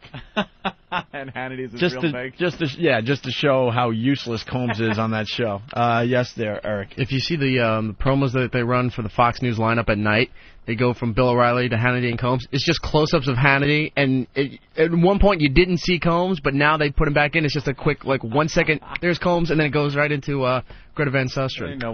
There's the kook. I don't see any kook. I just see a moving blanket. Yeah, she put a blanket over her head. Couldn't they find a better blanket? Oh, my God. My grandma knitted this for me, and I brought it to work because I didn't want to use it at home. Might as well use this. grandma knitted this quilt for me. Come on, stop. I love Fez. You know that. I'd say the closest thing to a hip liberal guy who I think is great is Jon Stewart. Is the closest thing to being Oh, there a you funny go. liberal. All right, there you go. There's an answer to my ballsy guy. question. Yeah, there's one. That has a personality and at least... And he doesn't come off like a whiny Jew. He's not self... Sorry. Jesus. Dude, that Ben Stein, speaking of whiny Jews, oh, my God. Stop putting this guy on TV. What is he ragging about now? I don't know. I have no idea. I don't know. Just he's whining somewhere. Yeah, you just can't get past the whining part. I don't know. He's the worst. All right, him in his sneakers. All right, we get it. You're loose as a goose. You're You're a casual, comfy guy. We get it. I just love that his son turned into a video game addict, and he had to put him in rehab. Like, of all the embarrassing things your kids could do, drugs, alcohol, sex addiction. Sucking dick under a porch. Yeah. Anything. That you run through your mind as your kid's growing up of what you might have to go through when he gets older, and the drug thing pops up, and the embarrassment of rehab that you'd have to send him to. And he wound up being addicted to the game EverQuest, that he had to take him to a rehab. That Ben Stein's son had to go to a rehab. And that Ben Stein would wake up in the middle of the night because he heard sounds in his house, go downstairs and see his son in the dark in front of a glowing computer monitor playing this game. And they cried together over it. It's just a game. They cried? You're a faggot. together. I know.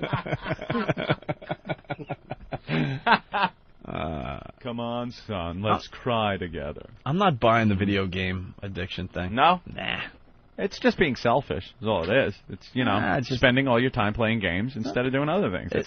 It's not, you don't call it an addiction. I'm not buying it. Some people this is more exciting than their regular life. That's being it. Selfish and self-centered, and I enjoy this, so I'm going to do it. Have you ever walked around New York City on the weekend trying to find something cool to do? Sometimes, you know what? It's just better to boot up your favorite game and spend 6 to 8 hours Play a day. a game. That's it. I mean, in New York City, there's nothing to do unless you want to be a raging alcoholic. Because you can drink, a million places or eat. Drink and eat. That's what you do on the weekends in New York City. Or take a walk in the park. Yeah. Or do a little of that exercising. Yeah. Or how about helping some people? You can do that, too. Volunteer work. I do a little bit of that. Shut up. Shut up, Jimmy. Where do you volunteer? Help people. I'm off the poker, by the way. Why? Got bored with it. Really? Yeah. Uh-oh, you had a big loss, huh? I You had a big loss. got 15 cents left in my account. Whoa, you went all in on something? No, I just had a string of the worst luck over the weekend. I had... Wait. The last we talked, you were up $1,400? I had $1,400 in your account, and in you my started account. with two... I started with $250. Okay, all right, so you were up over $1,000. $1,400. I went down to $1,000 a few times, got down to like $700, brought it back up. Then over the weekend, I can't tell you how many times I came in fourth place. And fourth is just out of the money. Yeah, I know. Come in third, you make some money. Fourth, nothing. It was happening time and time and time again. I could not win. And that's what happened. So I wound up, I think I had like $50.15 left, something like that, $51. I went in for a $50 thing. Instead of doing $10 and having 5 chances, I figured I'd do the $50 because I'll win $250. 4th place again. Lost nothing. You still don't think that's computer-generated, some of that stuff? I still think if there's 6 characters, I'm so suspicious. 2 of them are computer-generated, and the computer knows what everybody needs, so it makes one of the ones that's tied in with the computer win. I mean, I guarantee that's got to be... There's no way. And what, are you chatting with a computer thing? No, there's somebody there. No, but there's somebody there working that, but the computer has everything worked out. They know who's going to get what card. It's a computer. Yeah. It's not a real gentleman.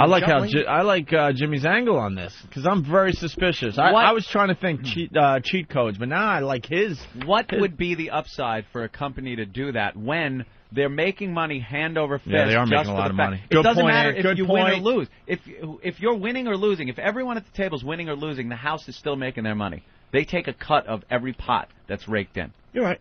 So I don't see why they would do something that would jeopardize all the money that's pouring in to look what put Vegas some does. plants at a few tables. Well, look what I'm saying. That there's always these angles, only because they can do it. But look what Vegas does with the pumping oxygen in and all these weird little things. If they could get away with having a computer generate stuff, like you think the slot machines are honest because they can fix them, you know you're not going to win. That Wheel of Fortune game, I want to put my fist through every time I get 30 or 20. There's a gaming commission. It's not just the casino that's turning socket wrenches in the slot machine so they pay out. There's a gaming commission that inspects these machines and makes sure they're completely random and that the casino isn't fiddling with it. The slot machines aren't fixed in Vegas. I don't know. They're not. There's a commission that's put in charge of making sure that it has no link to the casino. Did you see the problems they gave Ace?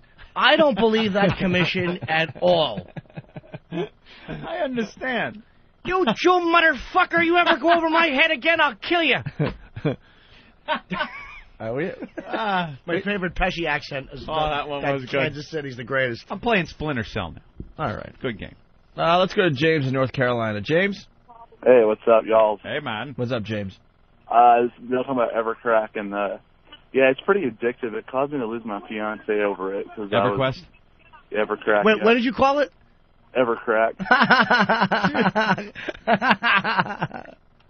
It's pretty well called that here. She lost her mind, so she decided to jump on a bus and no, actually cut her hair. And well, I caught her later on. I was going to school to finish up some college, and I had walked in on her fucking one of my best friends. That's terrific. That's terrific. But dude, the game is called EverQuest, right? Yeah, I got the latest one out, EverQuest 2, Evercrack 2. What do you call it? It's called EverQuest 2. The newest one out that's called EverQuest 2. Why do you call it something else? I'm not sure what you're saying. Oh, Evercrack is... So it's pretty That's pretty original, though. I've never heard it called that. Is that because it's addicting? Yeah, it's very addicting. I mean, I'd be like you were talking about the poker thing a couple of days ago, about playing 8 hours a day kind of thing. Yeah. I'd call in sick most of the time just to play up. What do you call it? It's called EverQuest, but we call it Evercrack.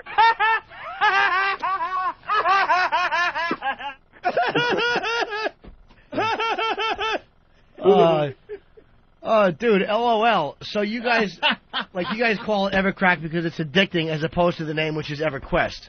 Correct. Okay. Mm-hmm. All right. But what's your name? James. James, okay. So it'd be kind of like the same thing. Like instead of a Jame Gum. His name is James. Wait a minute, was she a great big fat person? Oh, let's play that going into break. I haven't played that. I don't think the new listeners have heard that. Oh, which one? The lotion? Dude, I was watching it yesterday on USA. Yeah. Yeah. All right, thanks. We're on to something else. The ADD show continues here. We should take a break.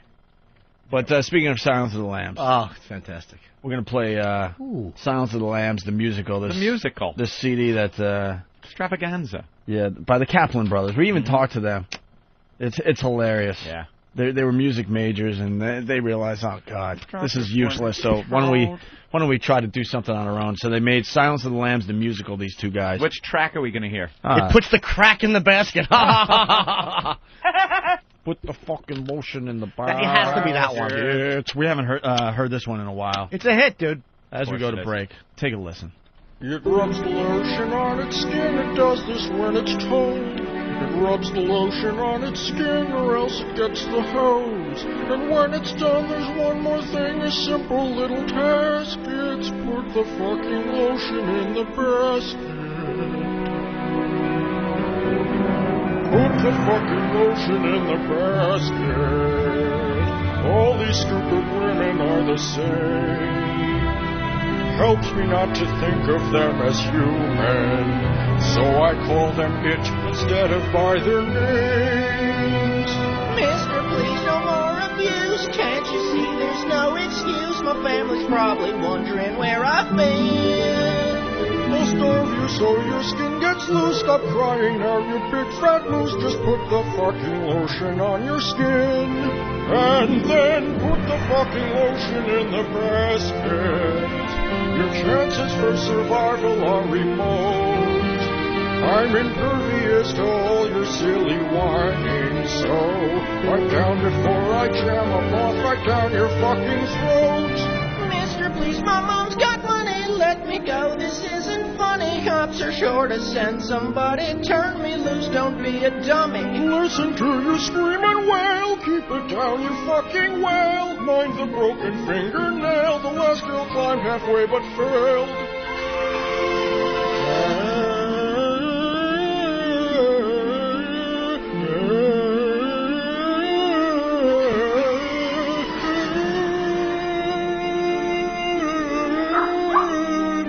Precious? She's down here, you piece of shit. Put the fucking poodle in the basket. I'd kill you, but there's someone at the door. Don't make me go and get my gun and shoot you. It's a waste of skin. They don't sell fat girls in a fucking store. Put my fucking precious in the basket. Don't you hurt my one and only friend. You don't know what pain is, but I'll teach you. If you lay a fucking finger on my poodle's pretty head, put the fucking poodle in the basket. It's on! The witch's man bringing it all. Lee-rah, knee to the head, knee to the groin. Hammer, well done with it. Yeah. Which, what? Why? Where? Sure. Why? Who? Splat. We have problems. Shake it up, shake it, ooh, shake it, ooh.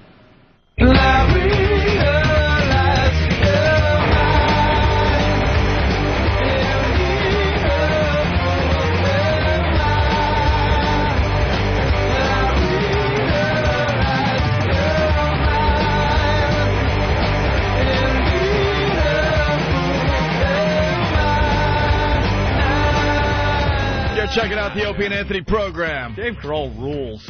He really He's does. the best drummer ever. Yeah, he's drumming on that one. Wow. Yeah, we're spreading the virus across America thanks to XM Satellite Radio. The O&A virus, we like to call it. And really fast, here we go. We're going to go off on a little tangent, and we have so much more stuff to do. Who is this playing, by the way? Queens of the Stone Age. That's good. Their new album is pretty good as well. I was watching The Shining over the weekend. Oh, you did? And, yeah, we just had a fun quick movie. Are you trying to make believe that I didn't tell you that I saw The Shining over the weekend? I said it's a fun movie. You hack. Oh, you did you? We just had a 20-minute conversation about The Shining. I think our listeners know. I just throw those things in every so often. Like you'll say something, I'll go, really, Hope? Oh, you did you? They know I did. I'm actually speaking for the audience. And because you That's said my that, role then the sometimes. listeners could, think that we're just brilliant because we're just doing this off the top of our heads. Right. The spontaneity on the show just amazes me. I consider Jesus. myself sometimes the voice of the audience. So as you say, I saw The Shining, I'm one of the audience members just going, oh, you did you?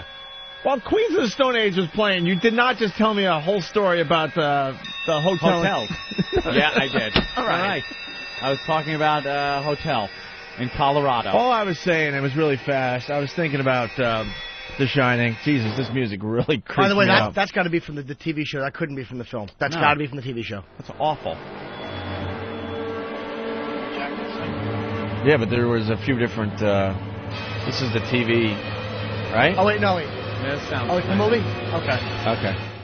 I'm nervous. It's titled "When Jack Goes Psycho." Which it time? is. Which time? But it was just a quick little thing. I was watching The Shining, thinking, who in their right mind would? And he was supposed to be in his right mind to begin at the time, yeah. To begin the movie, would take that job. Mm-hmm. I wouldn't take that job if it was spring. Some people like seclusion, I think. Seclusion. Yeah. Have you ever been in any of these old hotels, maybe upstate New York or wherever? They're creepy as hell, man. Very creepy. I stayed at the Park Plaza, which they're renovating finally, and some dope decided to be the last guest out of there, by the way. So the news did a big thing on the last guest I leaving wanted to the be hotel. the last guy to check out. Oh, shut up. That guy. Leave. What a tool. Yeah, it happens with everything in society, but you know, the last person in a marathon and all that. Yeah. Ugh. I stayed at the Park Plaza once. It was haunted. Yeah. It had to be. You hearing stuff? Well, I didn't hear anything, but it's so old. You just get this overwhelming weird vibe. feeling. It's like a weird there feeling. is something going on here. You're absolutely right. I stayed at a place in Colorado, and it was like one of the inspirations for the Overlook Hotel. It's very old, late early 1900s. The thing was built, all kinds of lore and stories to it. And you get into your room, and there's these little dittos and whatnot laying around. Askew. Askew on your table. And they're stories. They're ghost stories and haunting stories in the hotel. Things that have happened in the hotel, things people have seen. There's this one story of a young girl that walks around from room to room asking for her mother. And I got to sleep in this place? I'm walking upstairs. Now you're walking through the hallway. It's not a modern hotel. This is no Holiday Inn. The hallway's very big, very grand. Very upstairs. wide, right? Very wide. That's how the Park Plaza. The Big hallways are really cathedral wide. Ceilings. Yeah. The carpet is that old-style carpet. And you're walking down this, and old doors on either side of the hallway. And I'm looking at the end of the hallway going, if I see something, I'm going to drop dead right here. If I see some ghostly figure at the end of this hallway, it's over, Johnny. Why is that kid driving his big wheel up and down the halls? You don't need to go to room 237. Unbelievable. Why do they want to creep you out? They're telling stories of murders and people that have died in the hotel. There's no fun in that whatsoever. No. It just makes it creepy. And it's fine in the daytime when a lot of people are walking around and it's, it's just a hotel, a working hotel. You read the things and kind of get a little chuckle. Ooh, that's creepy. And then when night settles in, you're like, oh, boy, why did I read that? Because now I'm just completely creeped out and I'm going to have trouble sleeping. Little girl knocking on doors looking for her mother. Oh. What'd you do, sleep naked with candy next to the bed? Yeah, night.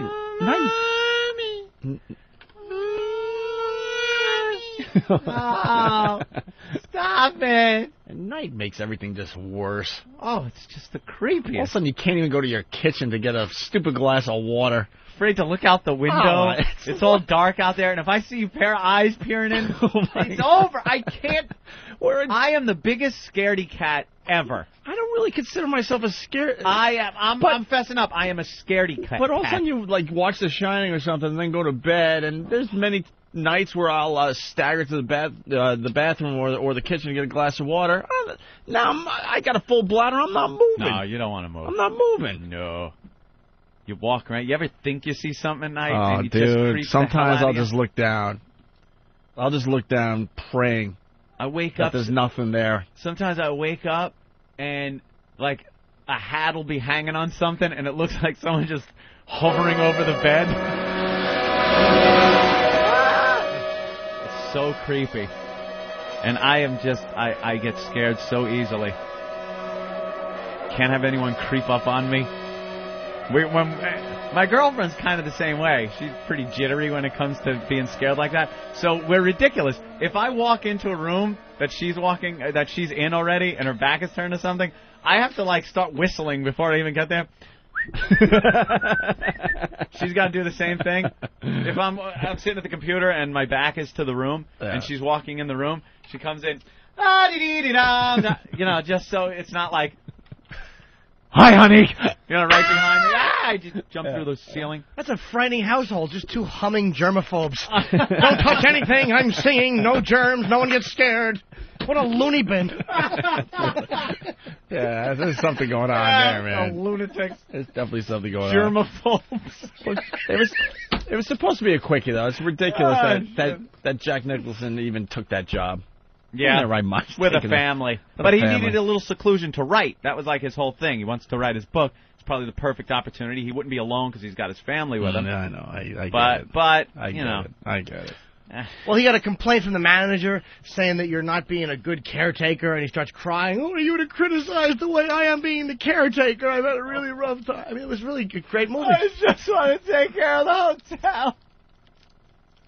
You know who's a scaredy cat? Club Soda Kenny, I learned driving back from... We were talking about horror films. Really? He's like, I can't watch them. I get very frightened. Big Club Soda Kenny. And he wasn't being ironic. He really is just a big sissy when it comes to horror films. Movies scare the crap out of me, and the advertisements for movies have gotten so bad. It used to be, all right, that movie looks pretty creepy. I'll see it on my own time, during the daytime perhaps, something like that. But now the advertisements on TV are just as bad as the movie. And they come on in the middle of the night. When The Ring and The Grudge came out, and they'd pop on, and you see these creepy little pale children, like, popping up out of nowhere, scares the crap out of me. Your brother wants in. Brother Joe, what's up, buddy? Yo, what's going on? Hey, man. How do you do, Joe? I wanted to shed some light on why I believe Anthony is such a scaredy cat. Oh, this is true. Okay, I know exactly where you're going, and, and you're probably right. The story I'm telling, right? Yeah. When we were kids, I'd say, I don't know, Anthony had to be about 8, maybe 7, 8 years old. Mm-hmm. We had just finished watching the movie Psycho. Yeah. And Anthony and Jesus, how old are you guys? A kid. We weren't at the movies, Opie. Jesus. It was on television. We just came back from a Citizen Kane screening. I believe it was 5. I believe it was on Creature Feature or Chiller Theater. You might want to explain that. We're trying to act that we're a lot younger on the radio here. Jesus. It was a double feature. What? Yeah, like we went to the movies. Elvira introduced it. The original one. Huh? TV. You are familiar with it. All right. So anyway, Anthony decides to take a shower immediately following the murder scene. Hairless young 7-year-old boy in the shower. And as Anthony was in the shower, I took Dawn into my mom's room to fit her with a wig. Yeah. And give her a butter knife. Jesus. And as Anthony was in the shower, I told Dawn to run into the bathroom, throw the shower curtain open, and start screaming, and wear this butter knife over your head. Anthony went down like a sack of wet potatoes. He went down straight to the bottom of the tub. I collapsed in the bathtub in fear and fright. And I was hysterical. I was hysterical and inconsolable. There was no way I was sane. You were catatonic for an hour. Yeah, for an hour. I just was staring, going. I was petrified. And did she run out screaming too? My brother has a python growing from the front of him. No, I wasn't in the shower, Jim. Oh, man. Unbelievable. That is funny. Yeah, I'll see you guys later. Right. I remember that. That's classic. Scared me. And believe me, Psycho, as a kid, back then, was just a very scary movie. And, for some reason, I don't know. Why did I decide to take a shower right after Psycho? Because you're hot. 7 years old, yeah. That's true. I want to see if any pubes were growing in yet. Wanted to wash off that little clamshell-like bag. Young svelte Anthony doing voices, washing his body. Hi, I'm Howdy Doody, just cleaning under his arms. Howdy Doody, like 1950. I don't know what impressions you did as a kid. Hey, why don't you wash your hair? Yeah, the only hair I had to wash was on my head. Yeah. No other hair on that body. That's funny. Okay. Oh, God. Yeah, that might have had something to do with it. Didn't even think of that. I remember not only horror movies, but one other time, my father, in his infinite wisdom, decided it would be a good idea to take the whole family out to the drive-in movie out there. I remember in Comac, used to have a big drive-in movie over there. Back in the olden days. Shut up, you remember. Shut up. Wow. It was next to the regular movie theater, right across the street from Oh, no, we're from the keeping Comac Motor Inn. We're going to keep you under the bus for a while. Was it hard to hear the movie with the T-Birds riding around?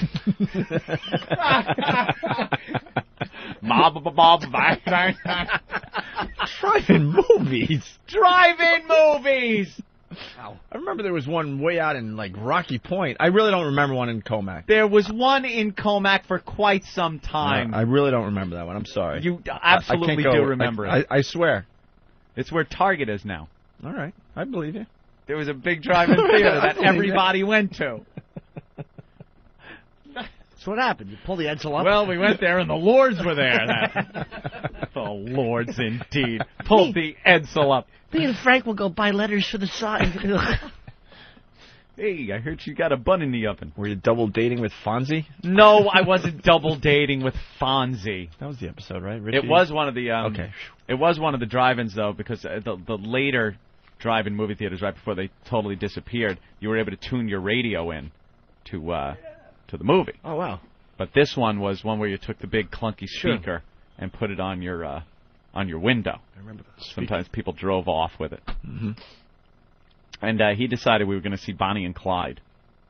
Remember Bonnie and Clyde, the movie? Yes, I do, Anthony. Remember Bonnie and Clyde? Yes, I do. And that had come out, and I was like, I don't know, 7 years old. All right. And the scene came where people started really getting shot, and it was very bloody, and I threw my Arby's up. Remember Arby's was right there, Opie? Sure. And I threw my Arby's up all over the all over the car. Yeah, puked all over the place because I couldn't take it. I was a kid. I was a little kid, very young at the drive-in.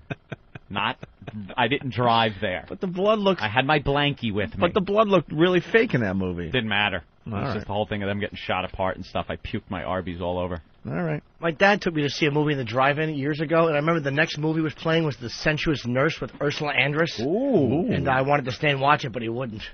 Which is probably better that he didn't. Yeah. You know, a man and his son just pitching tents, watching her run around the Swedish cocktease. Me, my dad, and his wife in California went to the drive-in movie theater once and saw Barbarella. And it was not a first run. It had come out and was making a resurgence, ass. And I remember the windows were getting all steamed up because I was breathing so heavy at the beginning scene. No way, really? Because she's naked in the beginning scene Yeah. of that. It's like the credits, but it's kind of silhouette. It's kind of hard, but you could definitely make out the form of a nude woman. Right. And your little body was heating up. I'm sitting. I swear to you, I was sitting by the window, by the passenger window. Corey, his wife, was sitting in the middle, and my father's sitting at the driver's seat. And as the movie is going on, the beginning is playing. The windows are. I was burning up, and I couldn't even contain my breathing. And the windows are getting all fogged up. Was she just jerking both of you off? You laugh, but man, we've gone down this road with Anthony. No. You want to talk about a good egg? Anthony's father was a good egg. There was nothing going on between me and my stepmother. Getting Anthony laid as much as humanly possible, your father did. No, just one time he hooked me up. I don't know about that. One time with Buzz. With good old Buzz. That's it. All right, let's go to Eric in Colorado. Eric. Hey. Uh-huh. I know which one it was. I'm not sure. Wait, you know the hotel Ant's talking about in Colorado? Yeah, it's called Hotel Colorado, Glenwood Springs. Yep. And it is notoriously haunted. That's the one I stayed at. Yep. Yeah. It is notoriously haunted, and there have been Ghostbusters who have proven, these paranormal experts have proven that it is haunted. Dude, and I friggin' stayed there.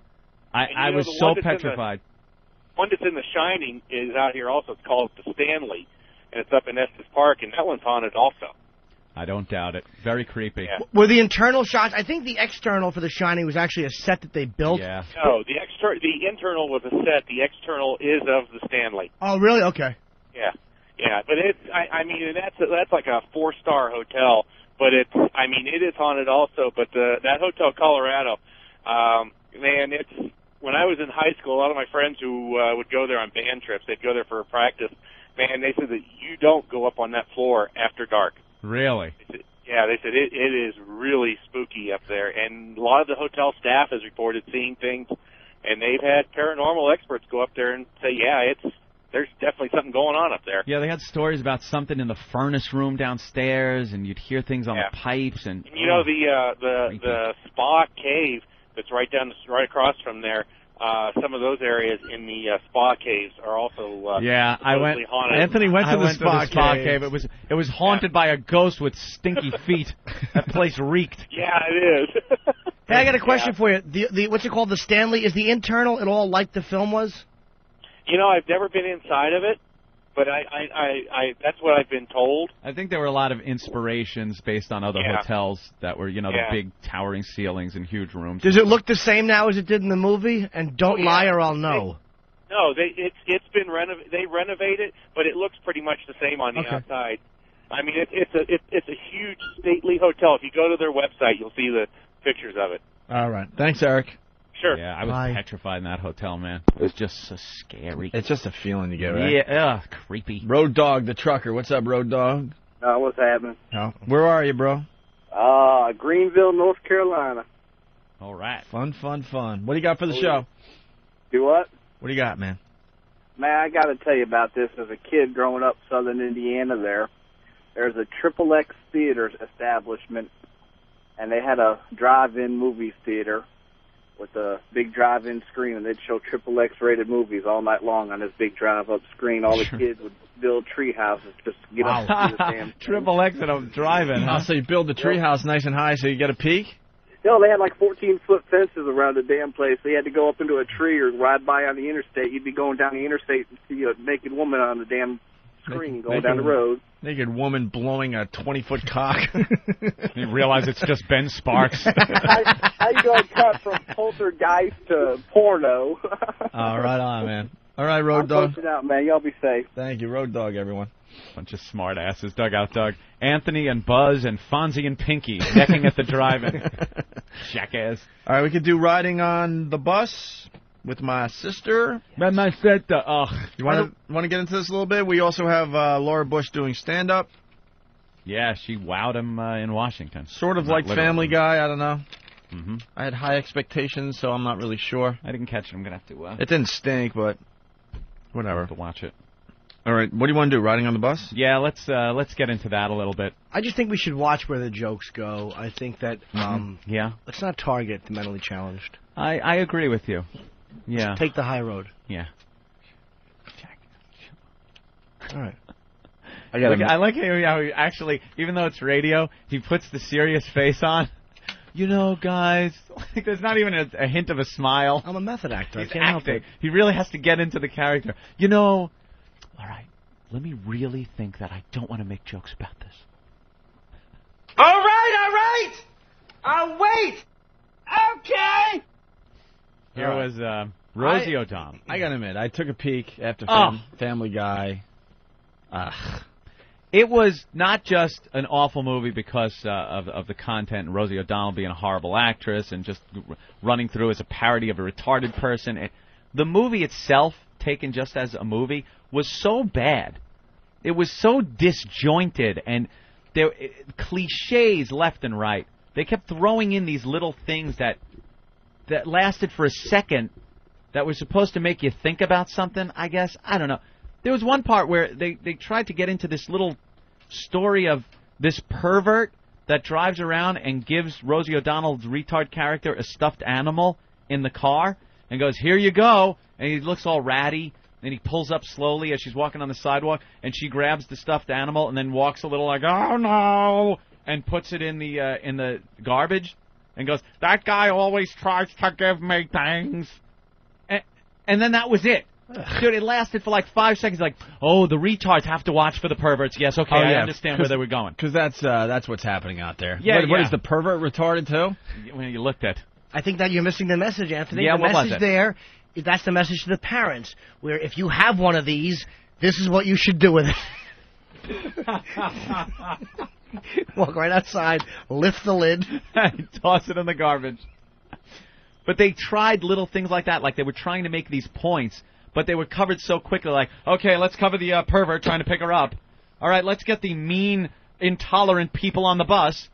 Like, she gets on the bus, and there's the bus drivers, which are all Every one of them, very tolerant, very nice to her, very understanding. And then a couple of passengers that, as viewers, you're supposed to hate. Because they're like, what is she doing on this bus? She doesn't have the proper pass. She's annoying. And they're saying all this out loud, like no one would ever speak this shit. You say it under your breath, and you kick them while they're not looking. Fun things like that. Pinch their side fat. Yeah, oh, get away from me. And then one of the most unrealistic parts of the movie, when somebody getting on the bus needed a nickel and didn't have a nickel, and a black gentleman actually gave a nickel. I saw that scene. I'm like, stop it. That was Rosie's sister there. He looked like a thug. He looked like a thug, but he's very charitable. Well, then she tries to give him $1, and he's like, yo, lady, you can't buy anything for 5 cents nowadays. Something like that. And then there was one intolerant black woman. Rosie gets on the bus, and she starts making retard faces at these 2 black children that are sitting there.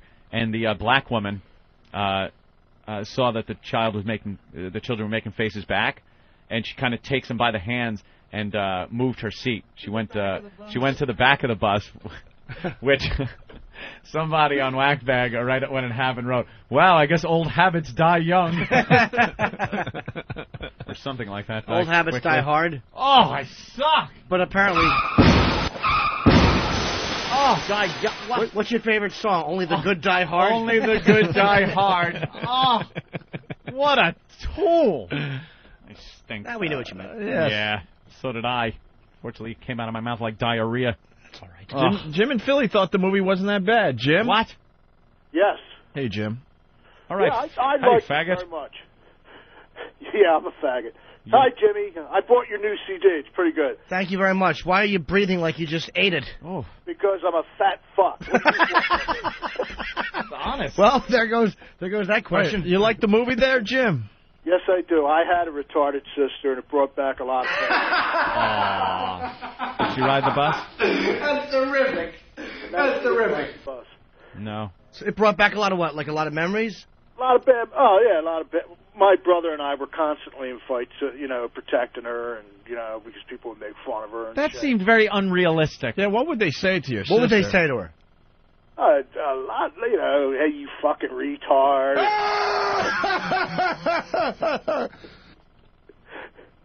Okay. Yeah. But you didn't talk like fucking Pee Wee Herman. No. Nah.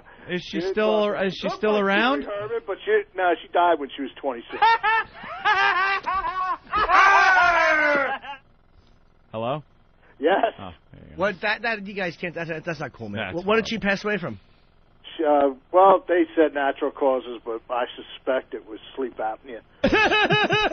Why a lot of retarded people have the sleep apnea? Well, she was heavy, too. And I have sleep apnea because I'm a very heavy person. I thought it might have been that big, thick tongue getting in the way while she was sleeping. Oh, God. Could have been.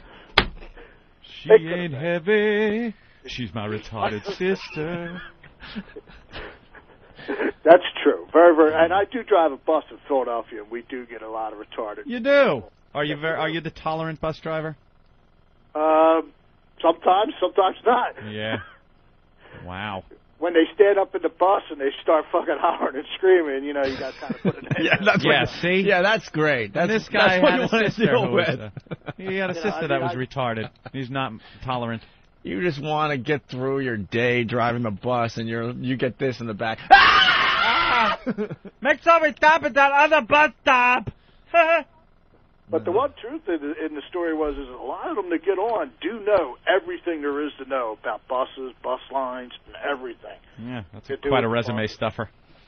Great. well, most of them don't work, or they do menial jobs for the IRS.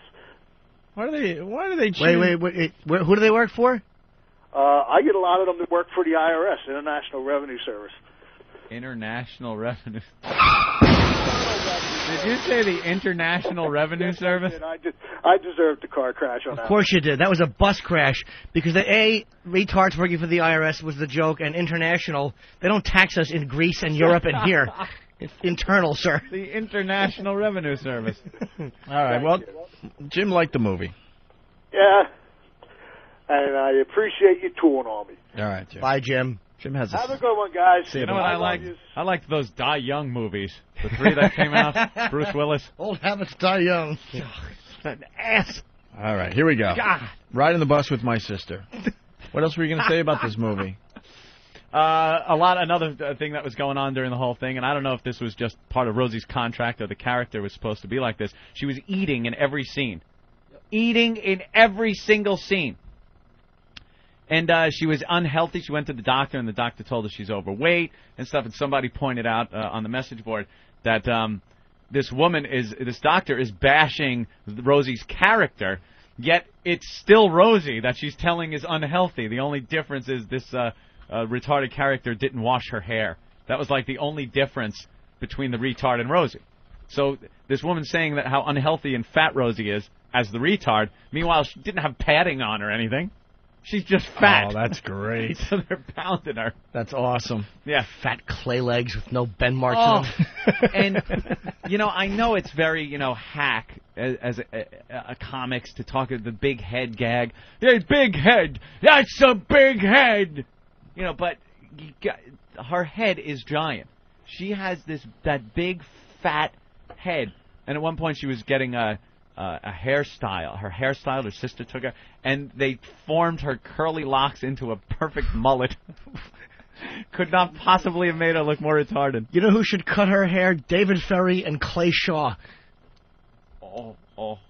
Yeah. I'm thinking. Yeah, I got JFK. Yeah. I got you. Didn't really go over well, though. All right. You want to play some clips, You Ant? didn't say die young. Well, he did. Here's Rosie's character on the phone, I guess. I'm trying to use the phone. No, that's Pee-wee. Yes, Daddy. Hi, honey. You okay? Yes, I'm okay because I'm the sheriff. Yeah. You have to take me to Super Save tomorrow because they have a sale. Okay, I'm going to pick you up at 6. Yeah, 6:30. I love you. I have to go catch a bus. I have to go catch a bus. Oh, you are a bus, you pig. Okay. Why are you so tolerant of the retard? I'm the sheriff. No, you're not, stupid. I'm the sheriff. Somebody had the storyline all wrong also. They told us that at the end she gets a bum leg and has to live with them. And then I realized that was the storyline of Bill. Somebody was trying to fool us. Oh, okay. That was the storyline of old Bill. Remember We don't when have our Mickey Bill Rooney clips. Played a retard? We have to get the Bill clips. It was, I had a bad leg, and I have to live with Barry. And that's what happened. He had a bum leg. He would have had to go back to the home. Oh, okay. So he lived with... someone got one past that, Quaid. huh? I know. I didn't realize it until last night when I'm like, hey, wait, it didn't end like that. That's one of our favorite comedies. Of course it is. How did it end? I didn't see it. Well, it ended, the sister... Well, the father that she's talking to on the phone, he dies. He winds up dying. And now he took care of Rosie's character. For the most part. Rosie lived alone, but I guess he helped her out, whatever. So now the sister, who is a very successful career woman, has to now come and kind of take care of her a little bit and leave her job for a while. And she winds up breaking up with her fiancé because of the problem with the sister. And yeah, that would happen in real life. Yeah. Of course. Because Sorry. And it's now the movie is pretty much the sister trying to get a better understanding of her retarded sister because they haven't been together in years. She's been busy career girl, Doesn't even acknowledge she's got this retard for a sister. What's there to understand? Nothing. This movie was so shallow and had nothing to it. They can't even watch the same TV programs. So they drive on the bus together, and then Rosie tries hooking her up with the bus drivers. This is my sister, and she broke up with her boyfriend, and she reads books, and she... Oh, and she just kind of smiles like it's okay, instead of slapping her on the face and telling her to shut up like any normal human would do. Should have pinched the back of her arm and just said, "Shut up, yeah, shut up." Ow! Here's the argument on the stairs, Anthony. What was this about? I don't know. I couldn't even understand the movie. All right. I was a retard watching it. What do you think you are, a hippopotamus? The way you clomp down the steps every morning? Some people are still sleeping. Not you. You're not sleeping. You're complaining. That's what you're doing. You're the hippopotamus. Yeah, that was her walking downstairs. Wow, there's a lot of fat jokes in this movie, huh? Well, yeah. Well, she's fat. Yeah, big black woman is yelling at her for Clomping down the stairs. Every day you are first person on my bus. Yeah. She'd kill somebody to get on first. I wouldn't kill. She's got no place to go, just rides around all day. So it's a free country. I'm a person.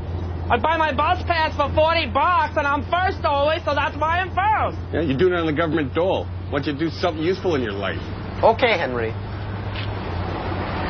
Where is Beth going today? I'm going to go to Alma. Now I'm going to catch a bus with Rick. Ah, Rick is your new favorite. Yeah, because he has a green card. He's cute. The green Mustang. Very classy. Yeah. Oh, I think he's going to take me for a ride in it. What about your boyfriend? What about Jesse? Jesse's delicious. He's going to take me today to get a new toilet seat because mine got broken and was sliding. So I would fall off of it like, whoa. Fat ass sitting on it. Fat retarded ass broke the toilet seat. Why did somebody cut Henry off? I really liked him. Henry was telling it like it is. She had a boyfriend, by the way. Mm-hmm. She had a boyfriend, Jesse, who was this big retarded black guy. So she and apparently they were having sex and everything. Was he saying Como with glass dildos? Como. Yeah, that was another, this whole thing was just full of this politically correct drivel. Just awfulness. Like the people in the bus, the angry people, why don't you get a job instead of being on the government dole? And you're supposed to look over and go, yeah, that person's mean and awful. Oh, and it's like every 2 seconds these little things were popping up. The intolerant gang of white guys that beat up the black, that were trying to beat up her black boyfriend on the bicycle, and he knows Taekwondo. The retarded black boyfriend. So and he's got the retard strength, too. Yeah, he had the retard strength. And he kicked ass. Gotta be kind of stupid to take on a guy like that. People started getting ready to attack him, and Rosie goes, "It's getting hot in here! It's getting hot in here!" And he ran over in his Taekwondo duds.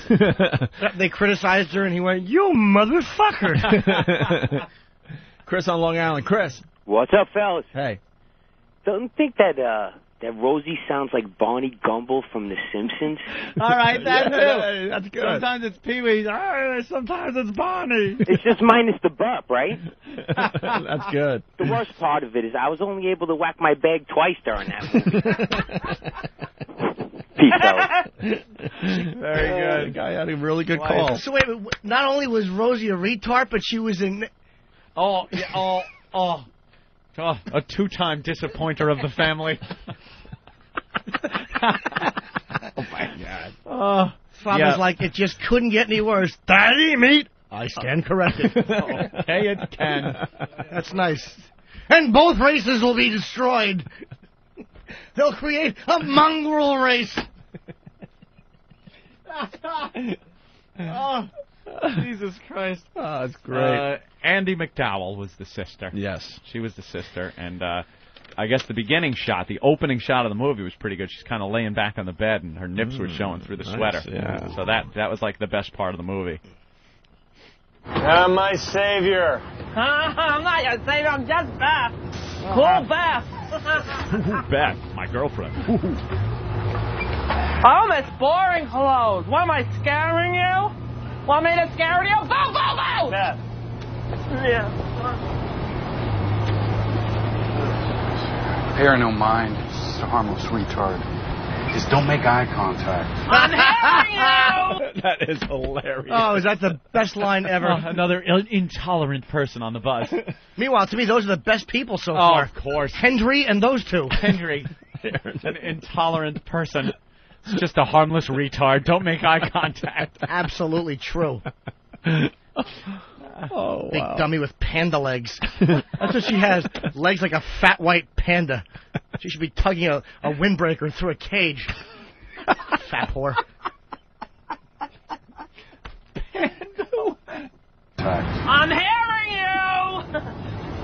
So, Rick, when you gonna take me for a ride in your car, with a green car, with my caseworker? Oh, Olivia, huh? Yes, Olivia. She's pretty and she's nice.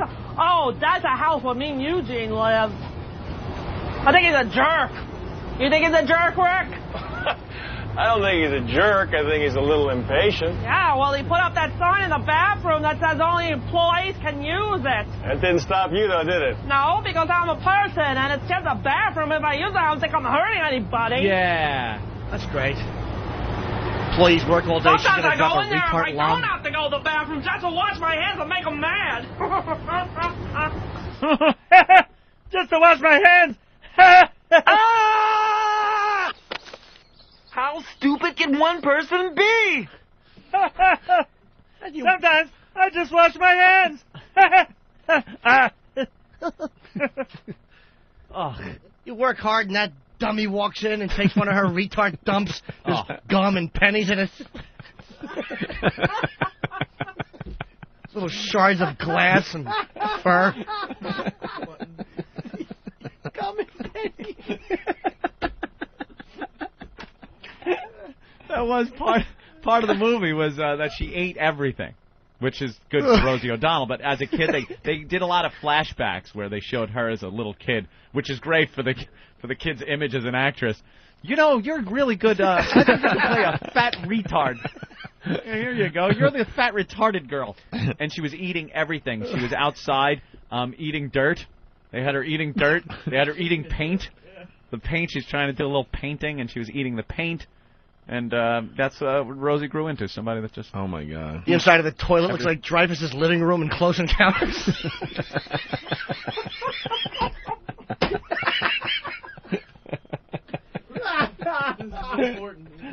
This means something.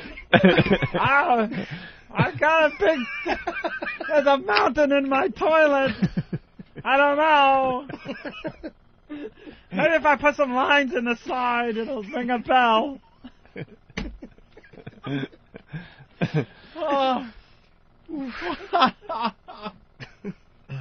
Be realistic, Rick. be open your eyeballs and you can see that he's a little bit of a jerk.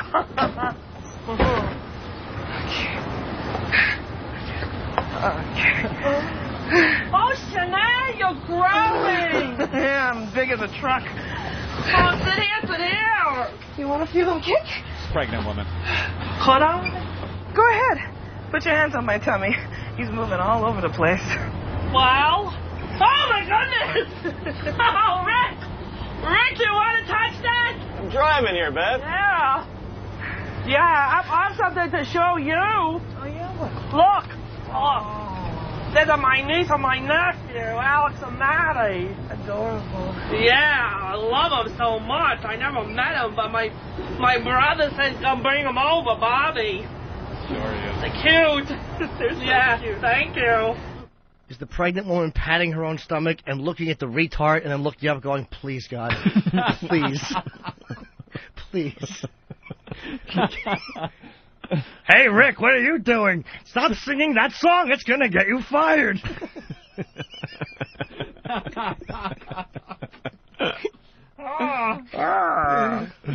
Oh. Wow. Man. Okay, Jesse, here they are. I like the fishies. What do you like? This one's soft. Retarded boyfriend. Oh, but Jesse, that one's ugly. Nobody wants to sit on that. You know me. I'm fussy. Put on. Yeah. We need some help. I'll get it. Can we have assistance, please? In row number 1 for toilet seat? Hello? Toilet seat assistance in row number 1. Thank you. Okay. Who run this joint anyway? What? Pee-wee. She's yeah, atrocious. and Sweet Corn Smile from Syracuse. Rosie sounds like the Saturday Night Live skit Amy Poehler does as a little girl. Yeah. Rick. Hey, over here. Oh, she is awful. Oh, this is great. It is so bad. It's such a bad... You can't get over the put-on retard that she's doing. This over-the-top bad... That's what I say. Oh, it's horrible. So far, Henry and those other two guys are my favorite characters on television. Henry. It sounds like the Cookie Monster a little bit, too. C is for chromosome, which I do not have.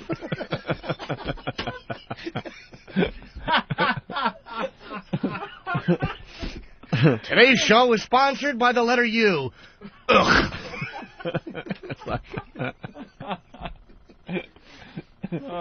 All right, I guess this is where the movie gets very dramatic, Anthony. The father has a heart attack. Hangers are more for just than hanging your clothes. Hangers are used for things other than just hanging your clothes.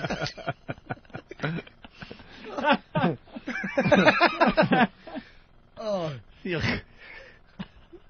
the father has a heart attack? Yes, this is where the father dies. I guess they have to call up Rosie, and she runs to the hospital, and it's trying to be a touching scene, and it was nothing but humor. Just funny. When was the last time she saw her father? Talked to him all the time on the phone. But he was much too busy to visit her? No, I guess he would visit her, too, and give her things. So, I guess they were close. I tried to reach you at home, but I missed you. You must have already left. Yeah, well, I was here. Would you like a cookie? It's chocolate flavor, very nutritious. Eating again. No, thanks. But is there someplace we can go? What for? Beth, your dad. I'm afraid your father's had a heart attack. No, Lydia, my dad's taking me to Super Save. I'm gonna go get tricked. What? Beth. Now. Beth. Slow down. You've had surgery. I think you might just want to. Move! Excuse me, sorry. Excuse me, I just gotta get past. The running retard What's wrong? scene. The panicking Beth's retard. dad is in the hospital. Massive heart attack. You okay, Beth? Yeah, time to start the bus. Let's go. I'm pretty fucking far from okay. You're going slow, Rick. I'm gonna report you. Beth. No, Olivia. Everybody has a schedule. I've got a schedule. We're going Happy Timmy's bus today. That's why it is. Beth, can I call someone for you? Rick, you're cute, but your clothes are faded and they're not very nice. If you look at my clothes, they're very bright. I give everybody lots of color. Oh, where is he? St. Matthews. Beth, listen to me. No. Your dad's in the hospital. Yeah. So I have to go to the hospital. I'll take you there. Now you're rude. There's other people on the bus, by the way. And he's just going to, hey, we got to go to the hospital. That would happen in real life. Excuse me. That would happen. Fired. Where's your pass, fatso? I don't have it. Then get off. You would be fired for that. Of course. You can't take the bus off the route. All right, now she's visiting her father in the hospital. Yeah. All right. Oh, no. Where's Simon? Where's my daddy? Where's my daddy? Oh! Running through the hall. He's in a coma. He's unconscious. He won't even know you're here. Yes, he will, because he's knowing. I think it's important for Beth to see her dad. No! I want to see him! Father's like finally in peace. Oh, Daddy! I didn't want you to He's see him. pretending he can't hear her. It would upset you. I just heard you. It's me, the sheriff. Dad, can you hear me? Oh, Dad. You're going to take me to Super Save today. You had to wake up. You had to wake up. It's you, me. Now we make a good team. It's you, me. He's not going to die, is he? Okay. He's not so loud. But he's not going to die, right? Maybe you'd like to come outside and sit down. Baby, you should do something. You just stand there. You're doing nothing. Beth, please, calm down. It's time we let your dad rest. No, it's not time. I'm going to stay here. It's not time. You have to cooperate. You're not my mother. You're not. Thank That's God. my daddy. I'd have thrown myself down the stairs. Oh, my God. Yeah, that was the heart-tugging scene. That was the Rosie crying. Now she's got to move on and get along without her dad to help her. So that's where her sister there's a comes ton of clips still to go here. Which ones you want to go to? No. Let me see. They all stink. Birthday party on the bus. How about the ones where bees sting her fat legs while she rolls around confused in the yard? It was just such a horrible movie. Like, it's just her walking around pretty much doing what we've already heard. This bad retard voice put in situations that garner her no sympathy whatsoever from the audience watching. She's just an annoying ugh. And, there's the Hallmark retard commercial. All right. They were, now, during this whole movie, which was sponsored by Hallmark, 29. Sponsored by Hallmark. Every commercial break, there were like 2 of these drama commercials. They went on and on forever. And it was supposed to, be feel good. And one was how this little boy comes home from school and his teacher gave him a card because he was nice to another student who was like developmentally challenged, I believe. And the mother's very proud of her son for helping. And another one was this woman who's very successful comes back to visit a teacher that taught her, this old man. I guess it looked like he was retiring, too. Gives him a card and stuff, and he says, wow, you've done very well in life. What are you, a stockbroker or a lawyer? And she goes, no, I'm a teacher. And then Bob Kelly bursts into tears. What did the card say? Roses are red, violets are blue. Thanks for wrecking our family photographs, you genetic disaster, you. No, you.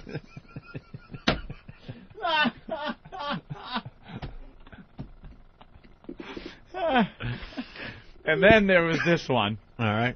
Which was, I guess, this woman. She's in her office. She comes across as a very stuffy, all-business kind of woman.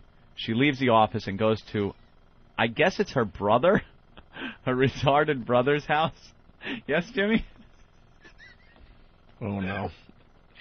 I'm just thinking of another card he gives to the retard. It's a picture of a dumpster in the back of a Planned Parenthood, and the card says, wish you were here. Oh, my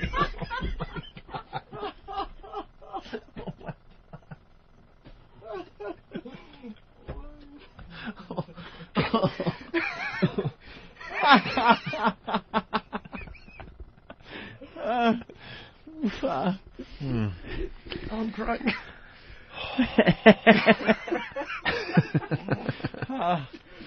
Yeah, so she goes over her brother's house, I guess it is, and he's got Down syndrome. But he's very self-sufficient, and she gives him the card. And it's her interacting with her retarded brother. Hey, Dave. Hi, Trish.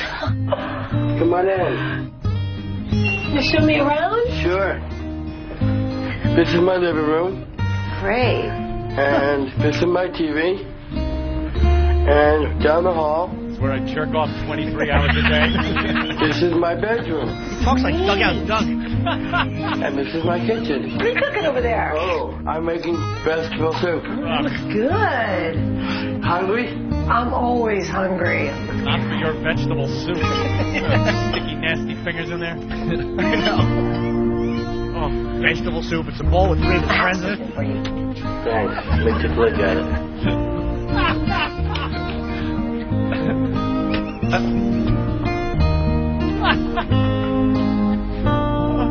I'm so proud of you. Reading the card. I'm proud of you too, Trish.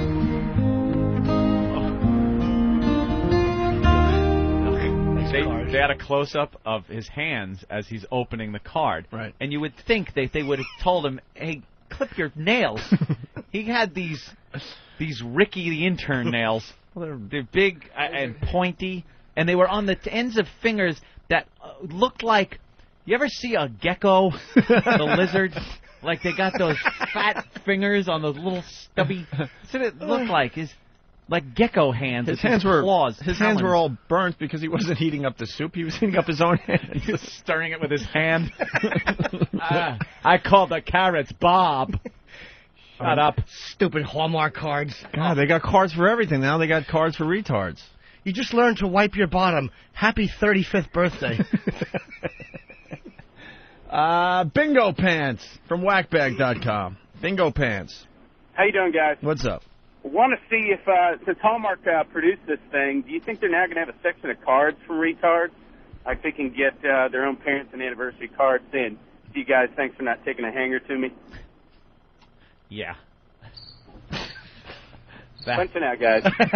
Yeah. That'd be good. Too late. Man, I noticed a couple more clips here that we want to play. All right, let her rip. Well, Beth wants to have a baby. Oh, right. This might be worth playing. Yeah. She wanted to have a baby because she's in love with her boyfriend Jesse, the black guy, retarded guy, and they are having sex. Ugh. But they had a flashback scene where apparently the sister there and the father were a little leery of this whole thing. So they had her tubes tied.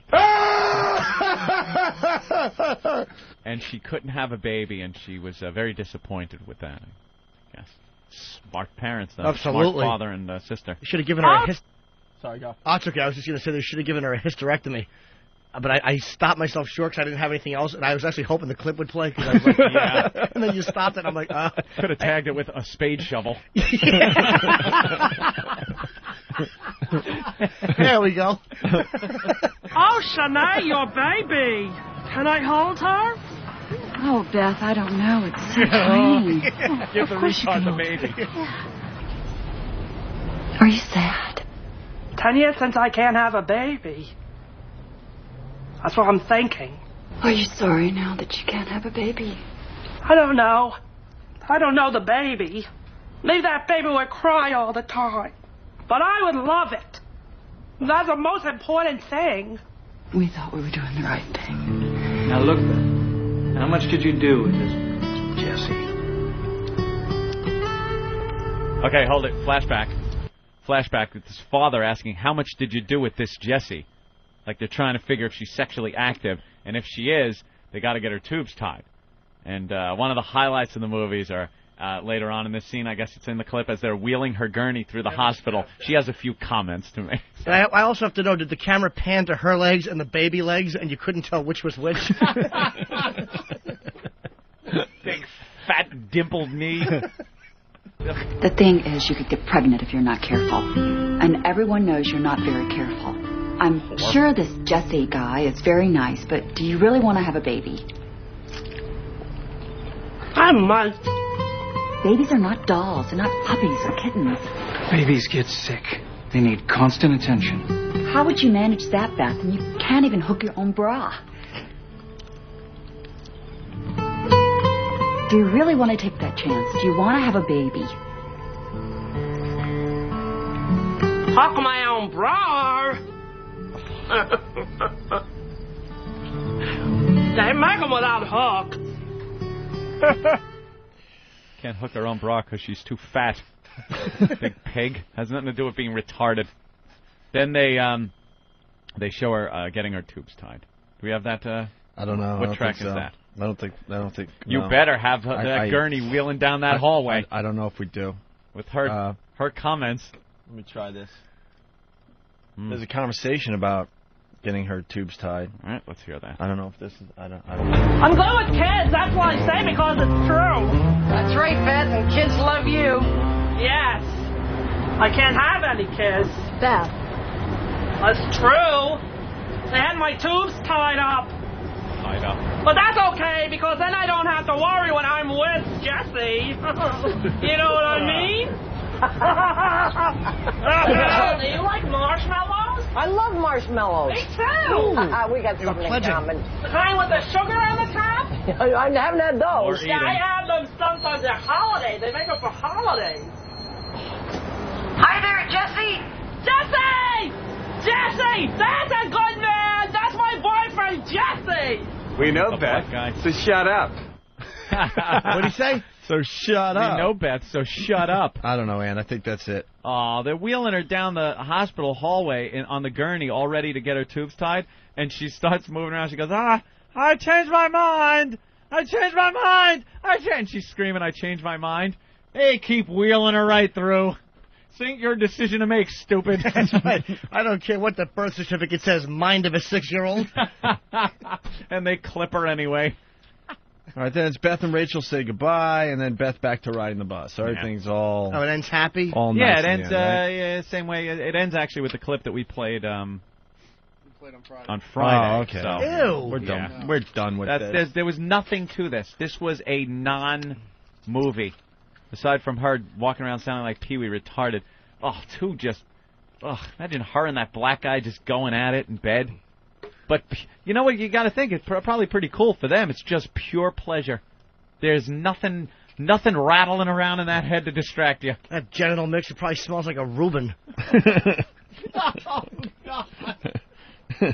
Two unwashed fat dopes. Why don't you lick it? All right, we got to go to the phone real fast. Dee Dee's checking in. Remember Dee Dee from Washington? She does the news for us every once in a while. She was going on a hot date, Anthony, because her parents were in town for 2 weeks, so she couldn't get any action. Of course. So she was setting herself up for a nice sex weekend. Hi. What's up, Dee Dee? Hi, Bill. Didn't that sound like that? Yeah. I told you I'd call in about my date for the weekend. Yeah, so set us up. So the parents were in town for 2 weeks, so you For can... 2 long weeks. Were you at least masturbating after they went to bed? Because you're... No, because I felt weird. They're my parents. They're in the other room. I couldn't even release. It was 2 weeks of not being able to release. Because you're a horny one. I'm thinking even if your parents are staying with you, you got to figure out how to take care of yourself for a while there. They're my parents. All right, so I they're in can't the do other that. room. I'm a good Catholic girl, kind of. Were they banging? No! Oh. I don't even want to know. They're my parents. All right. Well, so they finally left town. Yeah, thank God, Thursday. And you had a hot weekend? It ended about midnight last night. Oh. When did it start? What? When did it start? Friday. Started Friday, ended last night. Yeah. Wow. Wow, who was tied up? A little bit of both. Really? Yes. Is this a coworker? No. No? This would be, my delivery man. Jesse? No, Steve. Wait, you're back to the UPS guy? Yeah, my UPS dude. What's his name? Steve. Ooh, okay. Steve. I just want to tie you up and spank you. I want to paddle your bottom. So Steve came over Friday. Friday evening, yeah. Friday evening. Had some dinner, watched a movie, then... Yeah, what'd you watch? You were able to eat dinner and watch a movie before getting into some action? Well, we had a little bit of action, too, beforehand. Yeah. Did he wear his uniform? No. No?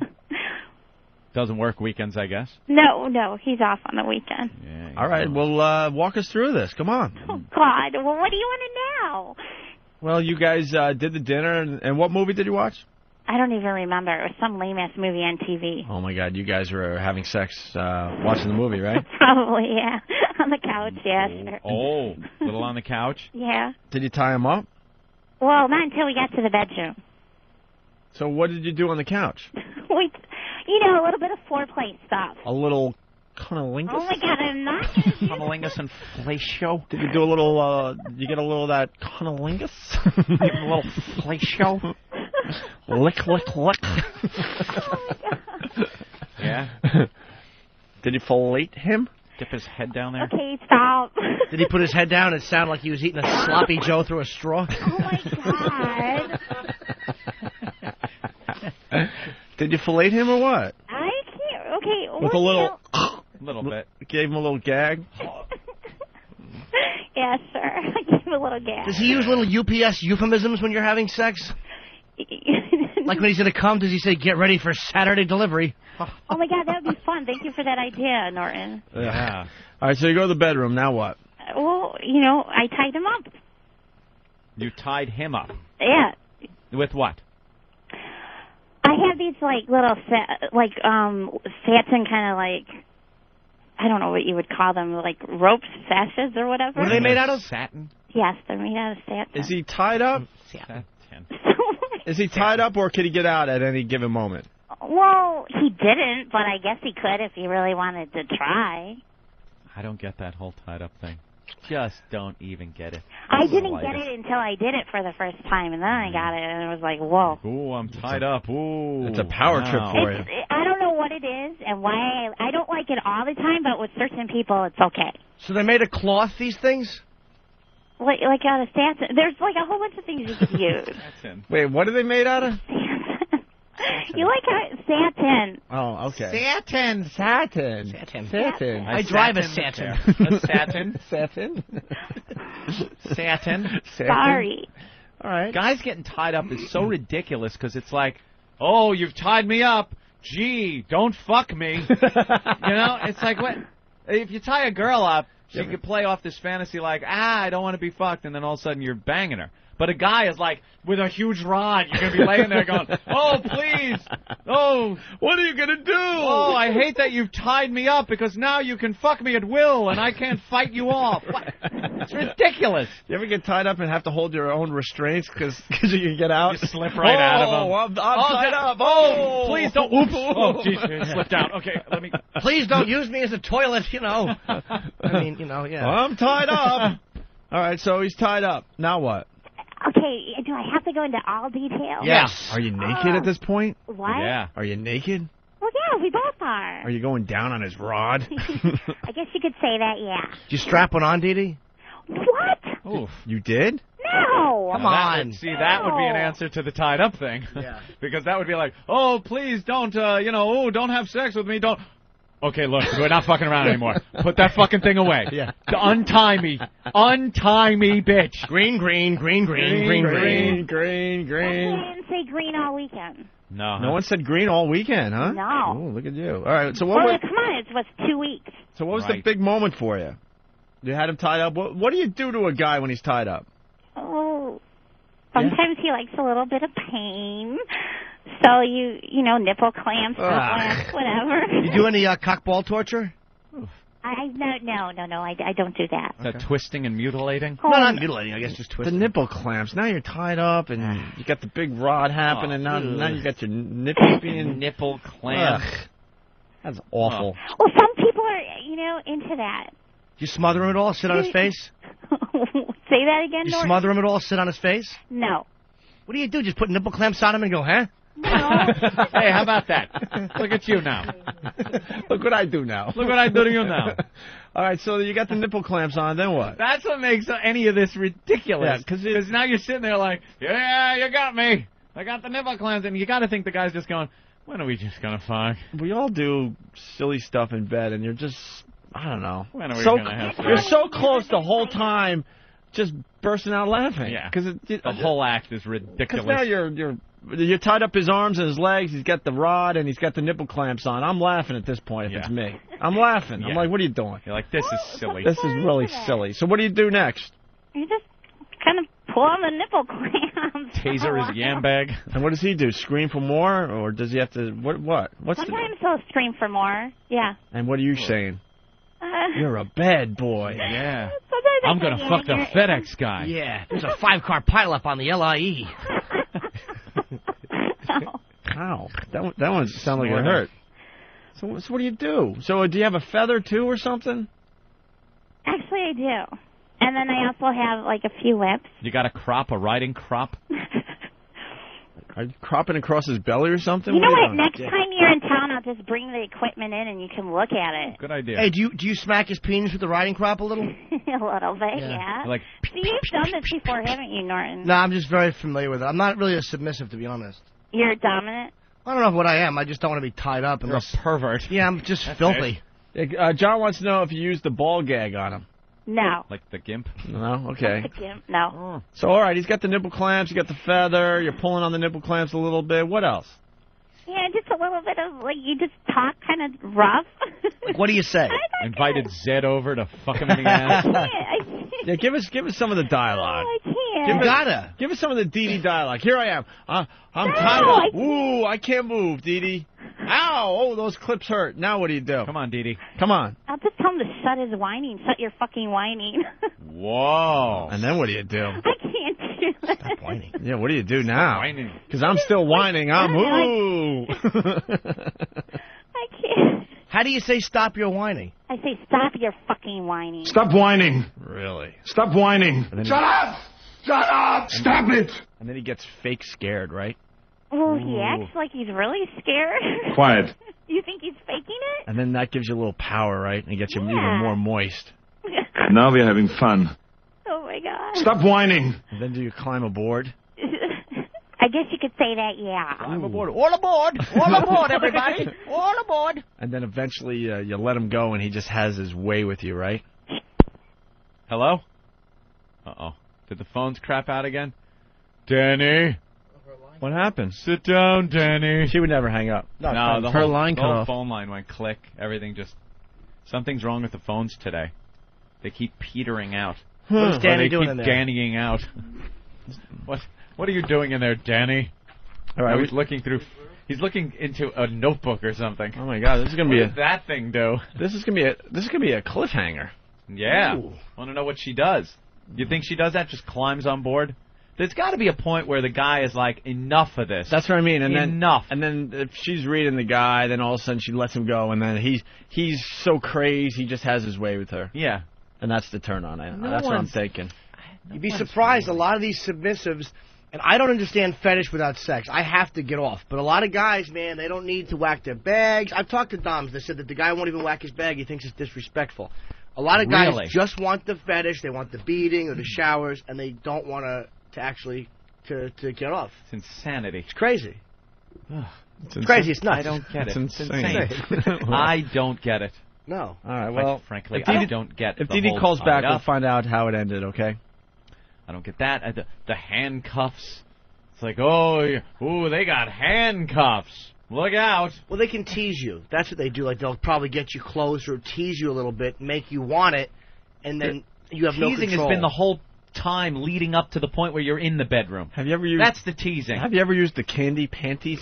Candy panties. They're like cherry flavored, and they make the girl look like she's wearing a diaper. And it's a bit nasty. Like, they're never tight or sexy because they're made for fat people too. It's like one size fruit roll-up panty fits all. By the time you tie him on her, she's so worked up, the whole damn thing's melting all over the place. It smells bad. It's They gotta make awful. those things taste like rye and mayo. They just look ridiculous. Yeah, that's what I want, a fruit roll-up with pubes in it. Right. Let me eat. Edible. They just look ridiculous. All right, well. Fly strip. We're waiting for Dee Dee to call back. I don't think she's going to call back. I think she's got traffic to do. I have traffic to do. That could be her right now. Yeah. All Good right. call, Hawk. Well, you're on the ball today, Eric. I'll say. You weren't looking. This kid's good. Maybe he's calling her. Did she put a block of wood next to his ankles and smash it with a sledgehammer? There you go. Or if you're true to the book, in the book she didn't hit him with a sledgehammer. Yeah, I know this. Go. She chops his foot off with a hatchet in Misery and then blowtorches the wound so it can't bleed. That's fantastic. Stephen King has genius. That is fantastic. Yeah, and if they did that in the movie, they can't have the cute ending where he's walking around New York as a successful author again. Yeah, he was kind of limpy. That's about it. All right, we can't get Dee Dee, I guess. Shoot! We're going to have to blow that off. Yeah, that's what the beauty of the show, though. There's all sorts of storylines, zinging all over the place, and eventually we'll get to the end of that storyline, okay? Right. When we get back, finally, I apologize to Andy Gore. He's been waiting out there with two very, very fine women. Yeah. Andy Gore's in town to take back the pickled punk, Anthony. Thank goodness. So we're going to do that. We also have the Laura Bush stand-up stuff. She's a wild one. Pretty funny, making fun of her hubby, the president. She's a card. Jimmy gives her a thumb up? Yeah, there's one line, and she had that one line, George owes me money for the budget, and he's dodging me. We got lots more show to do, so quick break and we'll continue. State of the Union. Gas prices going up again. The Opie and Anthony Show on XM. Poop goes the weasel. Ramon, give me your sleeve. Give me fuel, give me fire, give me double time.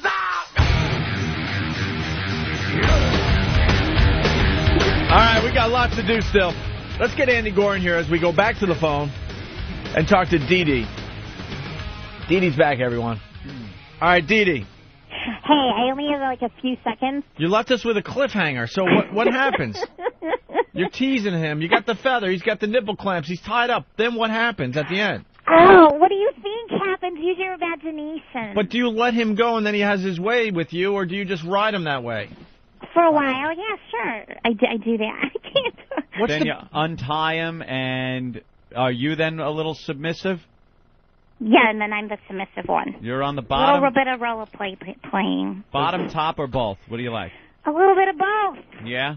Yes. Did he spank you? Of course he did. All right, this is the fast round. Come on, guys, 'cause she only has like 30 Okay, seconds. you know what I'll do? How many times did you have? How many times did you come? Let's just say say we were both very happy numerous times. Numerous times, okay. Come on, I had my whole weekend here. What does he say to you when he's spanking you? Yeah, what does he say to you when he spanks you? you bad girl, you. Yeah, you like that. Well, You like he that. used the F word a lot. You tell me about all the cock you suck when I'm not here. You bad girl. Ooh, hold on, keep talking, Opie. Damn, Opie. Yeah. You'd be good at that. You go pass out and marry some English counterfeiter. Yeah, you bad girl. Actually, never mind. That counterfeiter is an asshole. Well, what else? Come on, Dee Dee. What's he say to you, sweetie? Yeah, what does he say to you? He might be listening. Good. This is going to hurt me more than it hurts you. Yeah. I told you to do better in your studies. Yeah, do you role play? Do you make believe you're a little girl or anything like that with him? Sometimes I'm a little girl, yeah. Well, with the voice, you know, you How gotta old? figure he Yes, likes the voice. Yeah. How old? High school, college. Yuck, what a rookie. college. Can you play one? You want me to be a little girl? And all right, so you're like a high school girl or a college girl, and what is he? Okay, he likes me to say, I've been bad, Daddy. Whoa! I knew we'd get to that. Well, okay, I gotta go. how do you say it, Dee Dee? You don't say it. How do you say it? I've been bad, Daddy. I can't. Jesus. I got it out. You got me to say that much. So he spanks you and you say, I've been bad, Daddy? I've been very bad, Daddy. And then you look down and he's throbbing at that point. Right. But I don't She snort. can barely don't get worry. Daddy out before he just goes, oh! So when he spanks you, do you say, like, I've been bad, Daddy, I'm the sheriff? No. Okay, you know what? Next time when you guys are in town, I will bring some stuff in. I've been bad, Daddy, huh? I've been bad, very bad. Like what? What have you done? Yeah, I just say it. No. And then he goes, well, why are you bad? You know, I have to go do Daughter? a report. Yeah. I have to go do a report. Whenever you're having age play, you tell her that she's your special girl. What? You're my special girl. That's what you do when you're having daddy-daughter age play. Ooh, really, Jimmy? Yeah. You My know that? special girl, sure. Special. You're my special girl. That's right. Could you put on a little pink tango hat? Go missing? I have to go do a report. No? All right, Dee Dee. Dee Dee's got to do some traffic, everyone. Sorry. Oh, All that right, was so Dee Dee. uncalled for. It's so uncalled And go for. missing. Oh, yeah, I've been getting emails from some of your listeners. Oh, you have? Yes. Yeah, they're a cordial bunch. And? Oh, they just want to know if I snort while I have an orgasm. Oh. Yeah, do you? No. No? Maybe if he cracks a joke in the middle of it, you'll... So Daddy spanks you, does he? Yes, he does. Been bad. Does he put it in while he spanks you? Well, what do you think? Yes. I don't know. It depends. A lot of people would separate those things. And then you start yelling that you're going to be good from now on? That type of thing? Yeah. I got to go.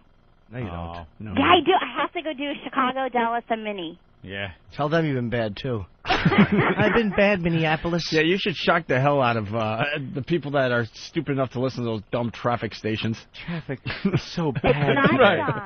That's you want an audience on the traffic stations. Ant's onto something. Traffic's naughty. It's so bad. Traffic is bad, Daddy.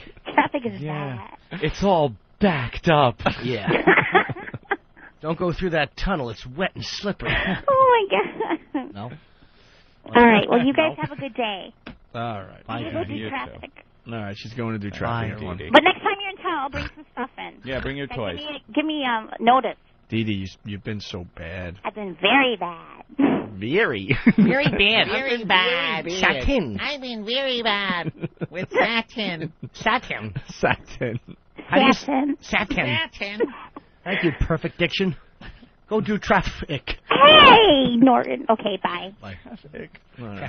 Satin. There's so much more to her. Yeah, she's a filthy girl. We're just Dirty. scratching the surface there.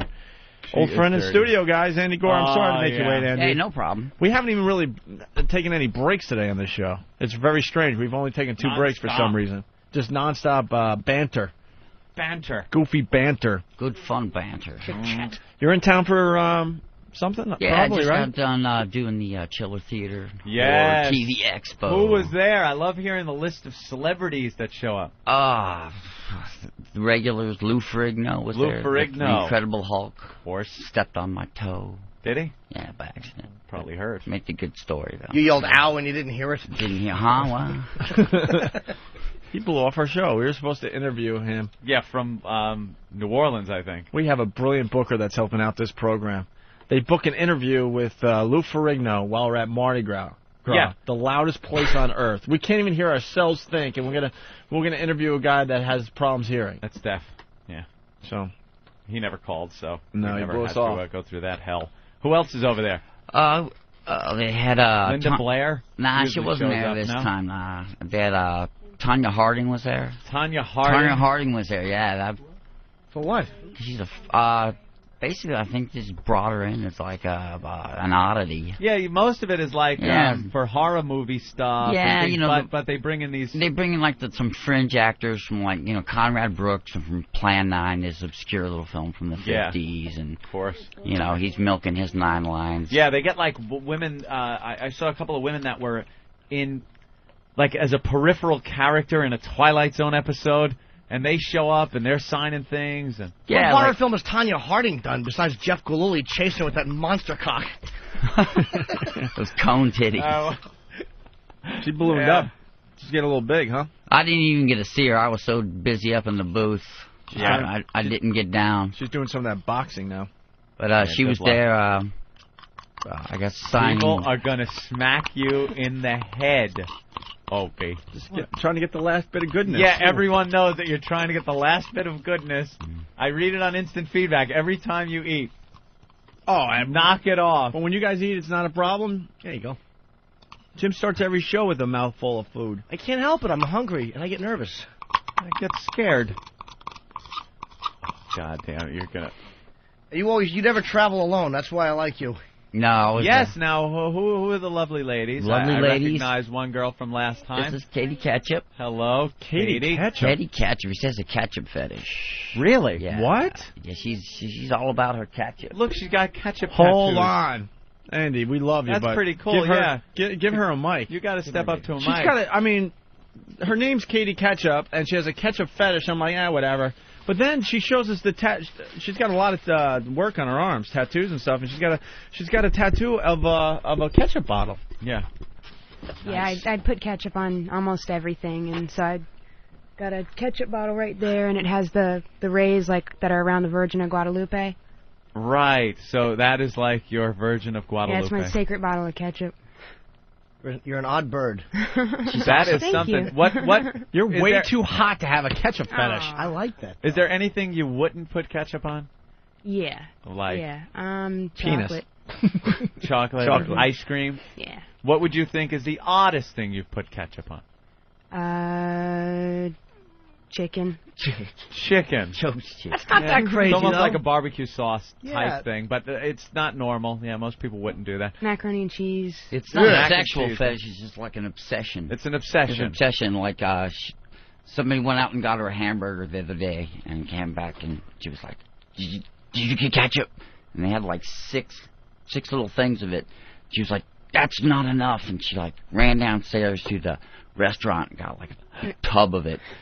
And Like you it was really like drench it in ketchup? I mean, it was like a big. Why ketchup? It's almost like an OCD. I tweet. Liked it ever since. I mean, we I was a all little love kid. ketchup. I do. I'll say it. Yeah, sure. So if you have a burger, how many of those little packets do you need? Depends on the size of the burger, but usually I need at least 6. 6? Mhm. Just so it's running out the sides and 6 everything. isn't a lot. Well, I put it in a pile and then I dip the I burger dip. in because I don't Oh, like it. I'm getting all over about my the clothes. dip. Right. Because it I got starts crawling down your arms and stuff. Yeah, moving that down your makes arms. perfect sense. Food. I'm a dipper with my Me burgers too. now. After 2 bites, your arm looks like the inside of a boat in Modesto. Yes, it does. Ketchup fetish. I never heard of that before. Total ketchup freak. It's awesome. That's To the something. point she's got the tattoo. That's a commitment to ketchup. Yep. Once you start tattooing yourself with them. And there's another lovely gal over there who I didn't meet last time. No, she's Not a that I'm good hitting girl. on her, of course. Oh no. Unless she's got low self-esteem, then I am. No, come on up. This is Jungle Jim Kim. She works for me. She's one of the And new she girls. loves mustard. Yes, she does. Wouldn't that be a weird little twist in this whole thing? Right. They can battle it out. How do you feel about mustard?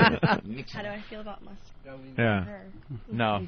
Me? Yeah. I like it sometimes. Yeah? But not like ketchup. Nah, just a little bit here and there. All right. Mayonnaise? I don't really care for mayonnaise. Yeah. Barbecue sauce? Yes, I like barbecue Yeah, sauce. it's close to ketchup, right? Close by. I hear you. You like tomatoes? Yes. Yeah, well, it's a whole tomato. Green thing. ketchup? No. That's odd. Purple? No. What's your favorite ketchup? I'm a big Heinz 57. I'm not a big fan of Hunt's. I like Heinz. I would think if she tattooed Heinz on Oh, I her- didn't notice. Yeah.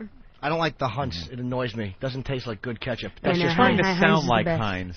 What's that? Hunt's was like trying to sound like Heinz, I think. Yeah. Like, get me some Heinz ketchup. Oh, I think you said Hunt's. Hunt's. Yeah. You're such a hunt. Very good. And, well, we haven't met you. Yeah, Wait, miss, don't be shy. Jungle Jim Kim.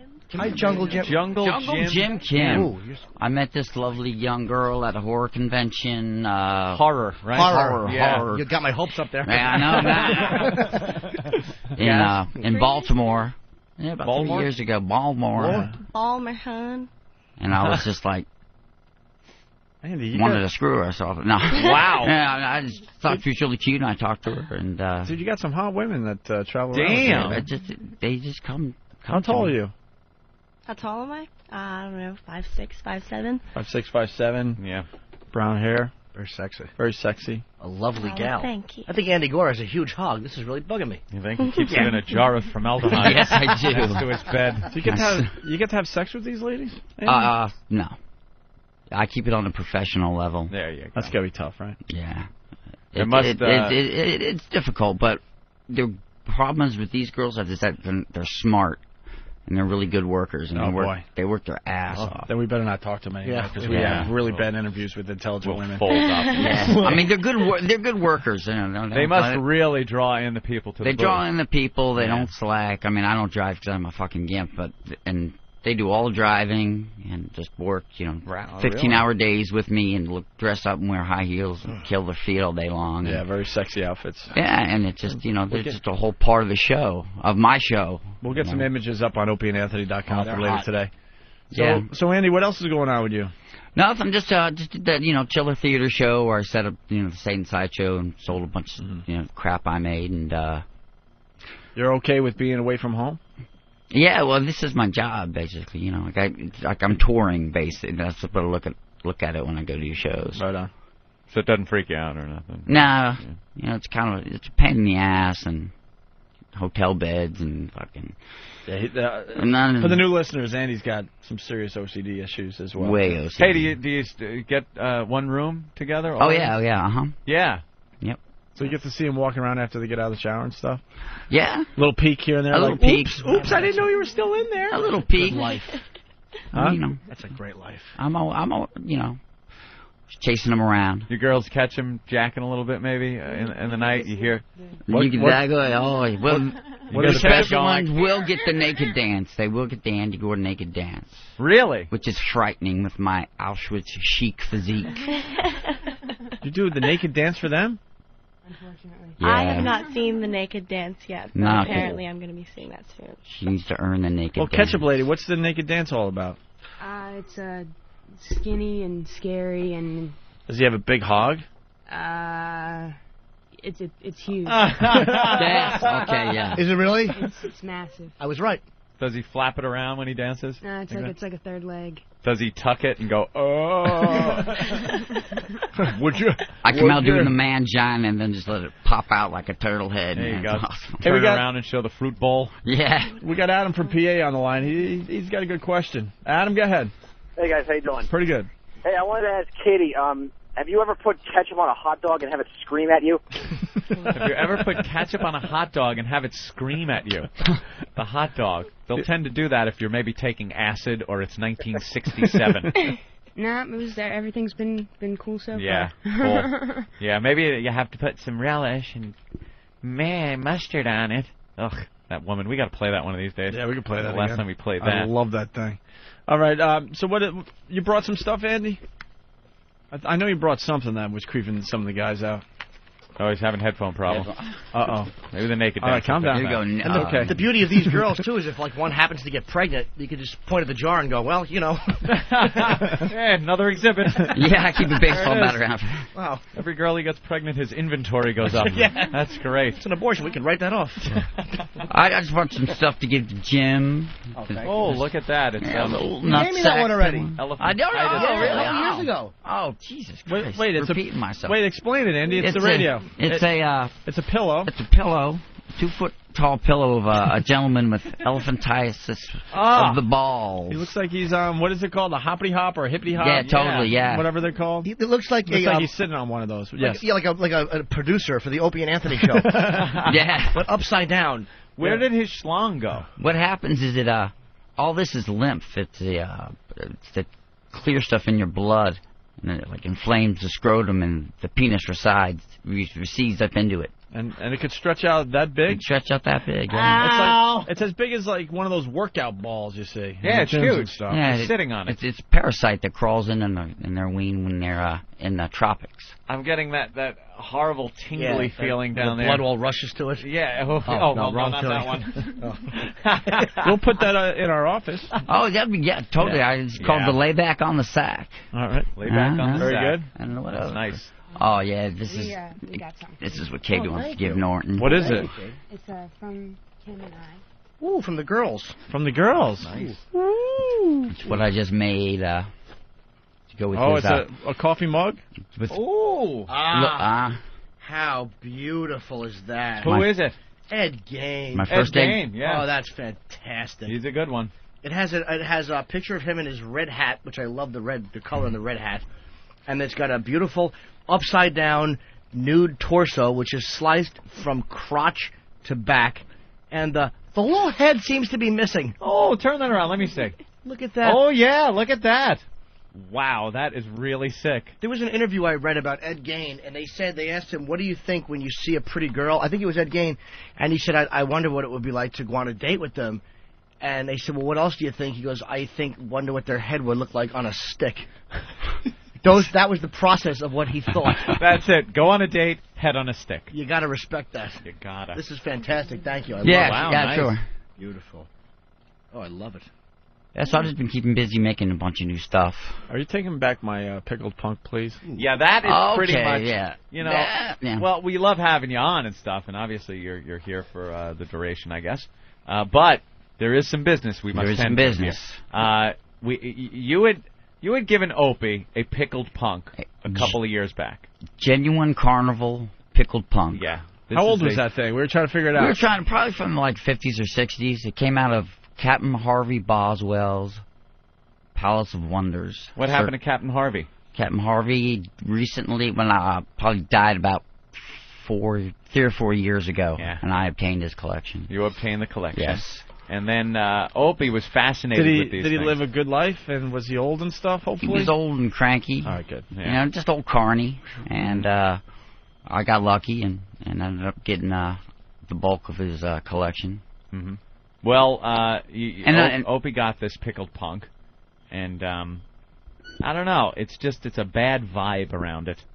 This thing has this negative vibe. We really don't like it. Yeah, where is it? Scary. Please. Yeah. And we figure I'm not touching it. The only way...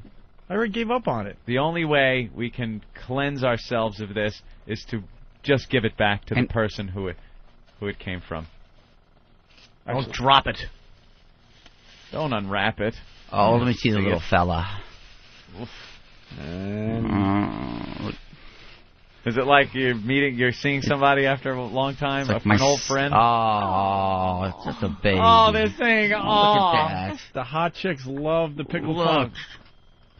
Honestly, I forgot how good that one was. It's a really nice one. With the missing foot, too. There's a missing foot? I think one of the feet is missing. Ooh. Perhaps he's a novelist that went driving like around. Like a contortionist in that little jar. Here, Andy. Feetless. I'm officially handing it back. Here it is. And Katie takes it. Uh-oh. I think... No, give it back to Opie. You have to hand it directly to... What are you doing, Opie? I believe... I'm with Anthony. You have to hand it directly back to Andy. First, you got to take a sip out of there. Shots. Here you go, Andy.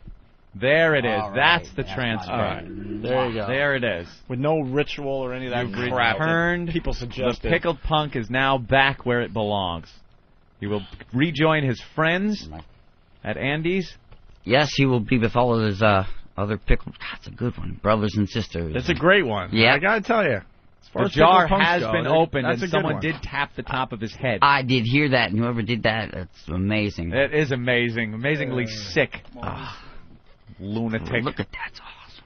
Anyway, I'm fascinated by He's these digging things. it. See, now it's appreciated. Now it feels appreciated again. I sleep around like 30 of these things. I know. Yeah. I saw your place, but, man. But the big ones. display and the lights and the fish tanks and the diapers. It's all amazing, Andy. I gotta tell you. I mean, next time you guys are in town in D.C., I mean, D.C. sucks, but whenever you're back there, you guys got to come You guys by. really have to go I mean, by. I would like to see it. You got to go Yeah. by his apartment. It'll be the whole show the next morning. There's so much going on in his apartment. Well, that's good. Then And there's I'll a lot come in more and you since guys you- can tell me how it was. You got to go, Come on, That's Anthony. good. I want you to come over. You wouldn't go at all? No, I don't The think I would. Siamese twins and a fish tank with diapers on them? You tell me about it. With the cleft lip. The cleft lip, I'll see Lion some Boy. You get to see Lion Boy. Waterheaded pictures. seal boy. Seal Boy. Waterhead Seal Boy, huh? Yeah. Oh, it has this worm body with like little flippers and like an alien head, and it was autopsied on the back of his head with like these big Frankenstein stitches. I mean, it looks like an alien.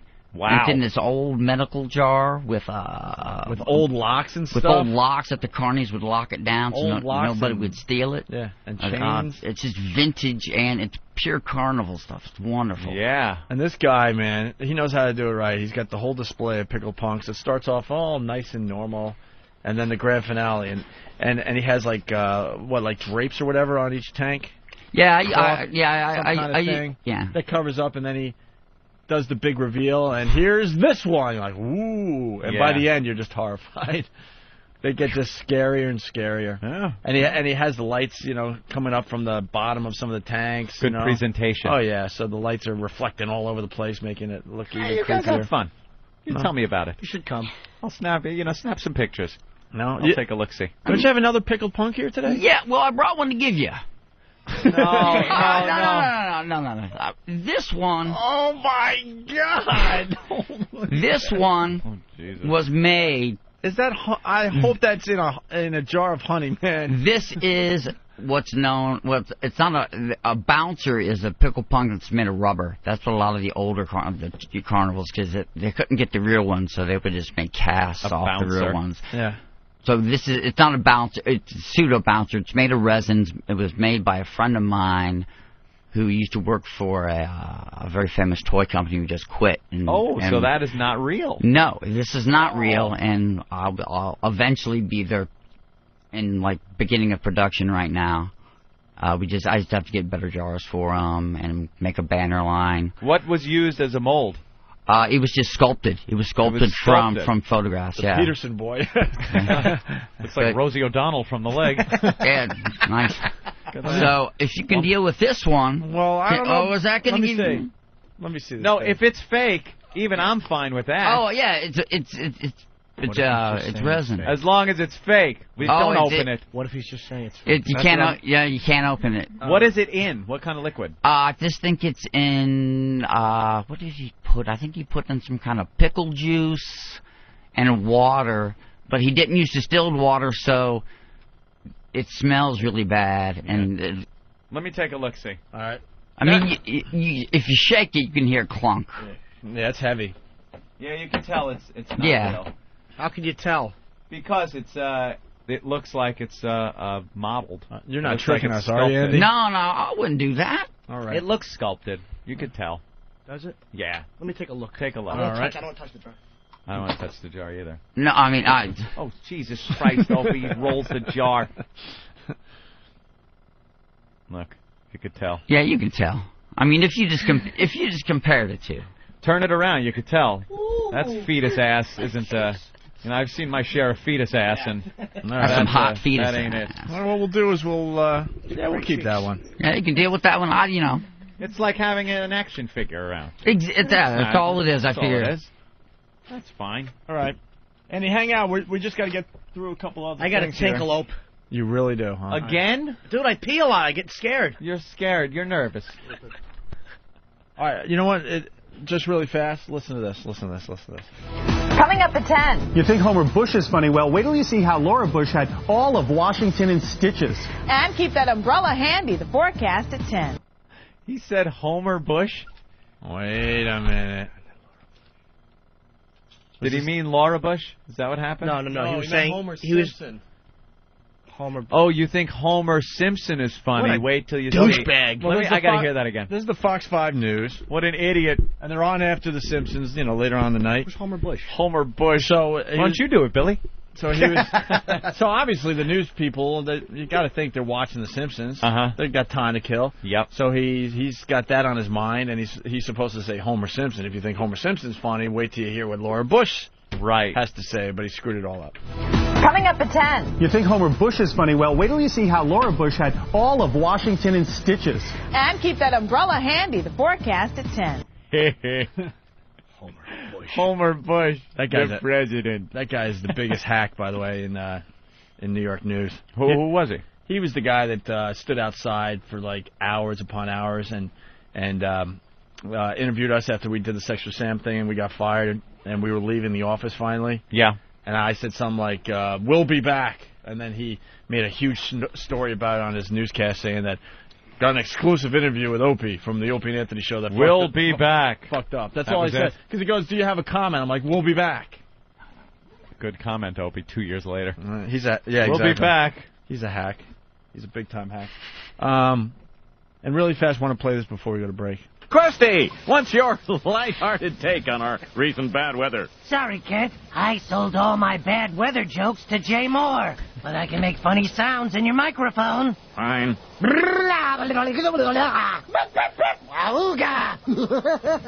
you have it. That was a clip from the Robert Kelly CD. That's great. Look at Jay Moore. A lot of people have joked over the years that Jay takes and steals jokes and buys jokes and all that, and it made The Simpsons. That's very funny. Kind of neat, right?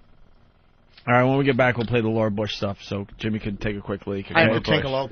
All right, and Andy Gore's in studio. Anything else you got, Andy? Yeah, I got a few other things. Just give Norton some shirts, some... Fantastic shirts, by the way. It says, "My daddy touches me," and in parentheses, "but don't tell mommy." And it's in a beautiful Walt Disney typeface. Oh, let me see. Look at that. Yeah, it is. It's like that whole Disney font. And then also give him a youth size, just in case. Put one on the little kids. Now, Andy, fellas. they're cute shirts and all, but do people actually walk around wearing them, you think? You've seen them? I'd walk around with that. I'd like to see that. Oh, my God. Make sure she, puts the shirt on. We get a picture of that for FoundryMusic.com and OpieandAnthony.com. Would you? I have one of the most offensive shirts ever on my desk. I can't even say it. Can't even bring it home or nothing. What's it say? Someone sent it in? Could you go grab it? Go grab it, Hawk. It's, someone sent it to me. I think it's from T-Shirt Hell. They put out T-shirts. You ever see that site? Yeah. And there it is. Wow. That is a classic. That is a classic. It's a picture of Adolf Hitler. Look, you're a reporter now, man. I know. I'm just commenting what this is what someone sent us. It's a T-shirt, picture of Adolf Hitler, and in big letters it says, "Love him or hate him, Hitler killed a ton of Jews." Who would walk around with that? Who actually would walk around wearing that shirt? I got it in the mail here at the studio. It has not left the studio. I don't even want to throw it away because if someone goes through the garbage and sees that, I'm going to have to burn it. I made one Hitler shirt in my day. It was Hitler, like a picture of him, and he had a milk mustache, and it said "Haben Milch" at the bottom, which has got milk. Of course. And I just thought it was hilarious. Yeah. Well, it just causes too much of an uproar. Go figure. It's just That's poking the whole a little Hitler thing. Just poking a little fun, Strikes a nerve. It's when you wipe out half of Europe, they tend to get sensitive. Touchy. It's a little parody, And all right. Why don't we? You need. Hey, thanks for my smoothie there, Travis. Thanks for asking. The boss wanted a smoothie. That was a good one. Smoothie? I'm sorry. What? The boss wanted a smoothie. That's fresh squeezed. Did that come from the place that does make the smoothies? Then does it matter if it was a smoothie or not? I wasn't planning on going there. He's giving me a hard fucking time.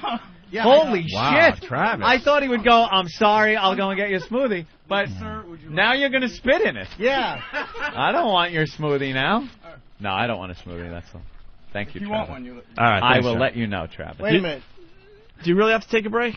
You guys, I'll run out while you guys do what you do. Play with the clip. Well, I got to take a break. You're like the stand-up expert on the Oh. show. So if we're doing Laura Bush stand-up, yeah. we need you. So why don't you take a quick break and we'll right. finish the show next. All right. Let's do that.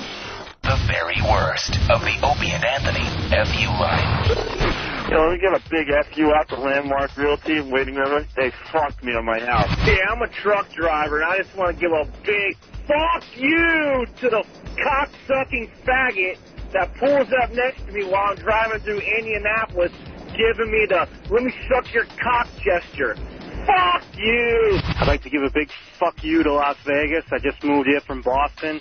Missed out on Norton's show this past weekend, and what do we got this weekend coming up? Rich fucking Voss.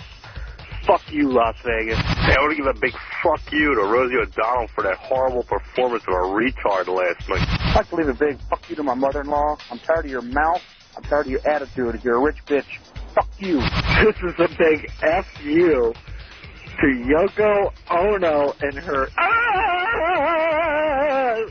that she calls singing. Fuck you, Yoko.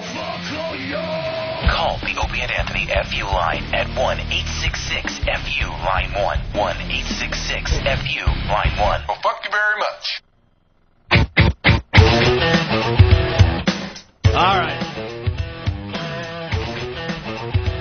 So what's the deal with Laura Bush? Everyone's talking about that today as well. She's made a lot of the front pages of the newspapers. What, they did some kind of it was a roast type of thing? It was the Washington press and the whole Washington, all the politicians and everybody get together, and it's a fun night out for all of them.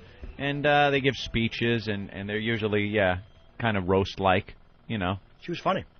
Yeah? Yeah. What have we got here? A fucking comedian. She was funny?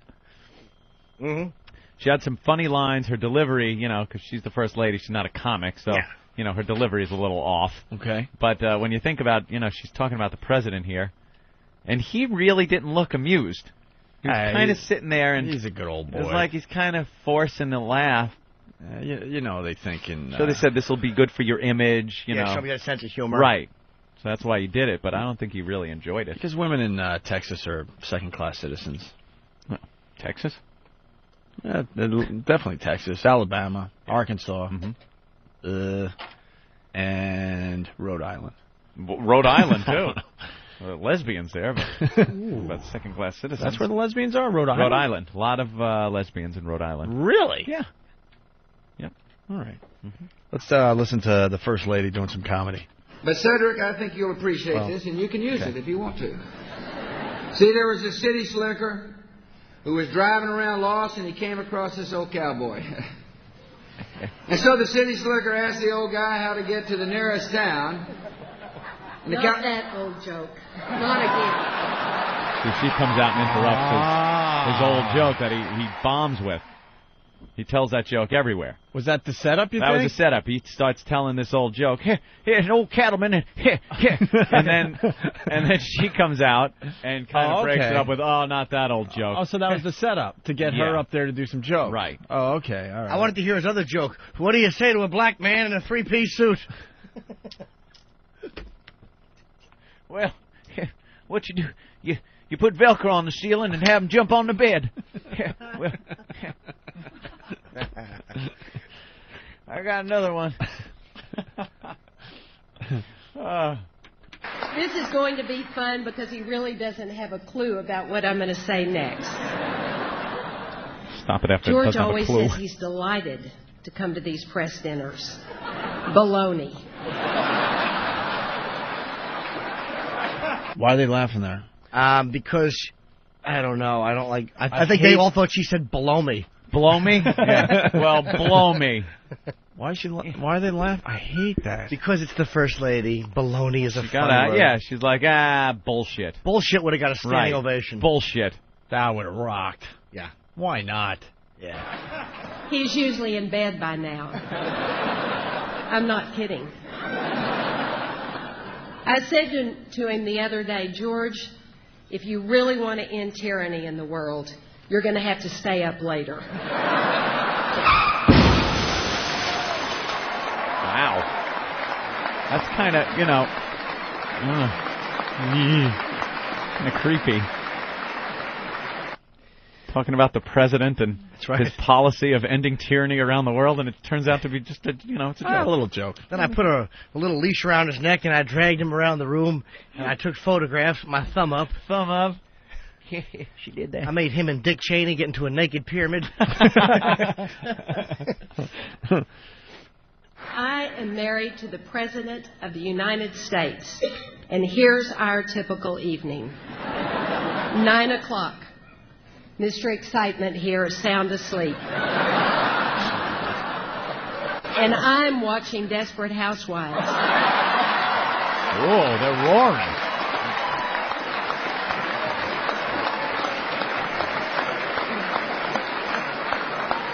With Lynn Cheney. Ladies and gentlemen, I am a Desperate Housewife. She missed a great line. Why? I mean, if she should have said, if Lynn wants Dick to eat her pussy, she has to put nitroglycerin inside of it.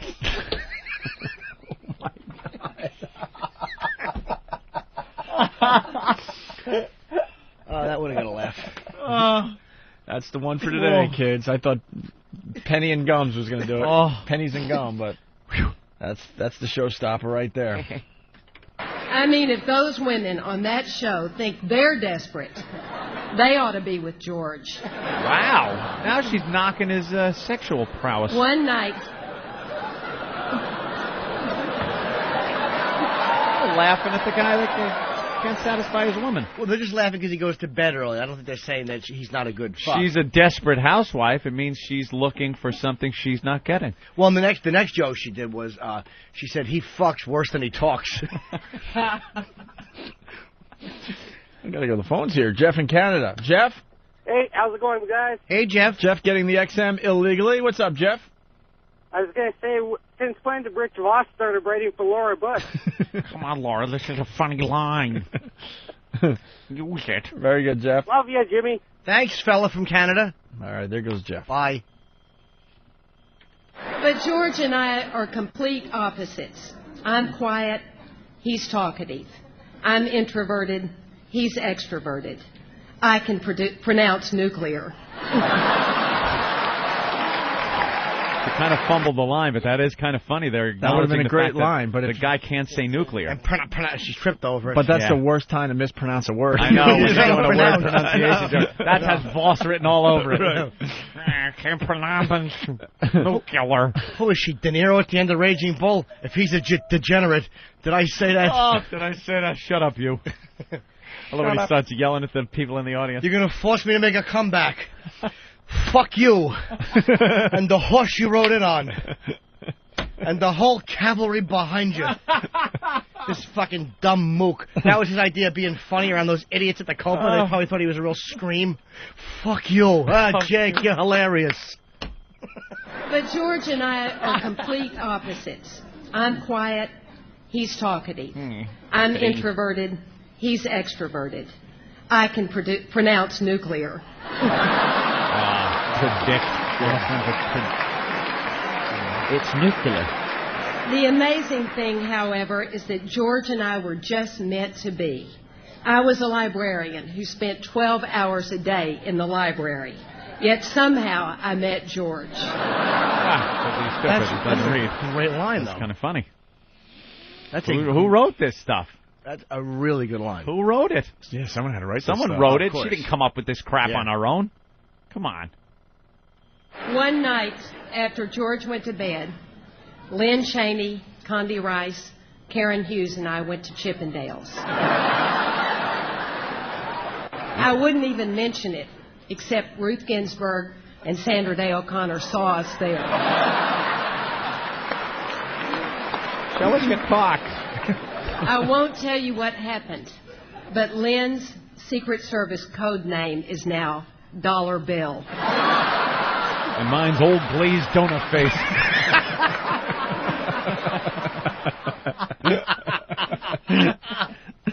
Yeah, could you picture them all out there at Chippendales? Stop it. All getting Roman war helmets. That's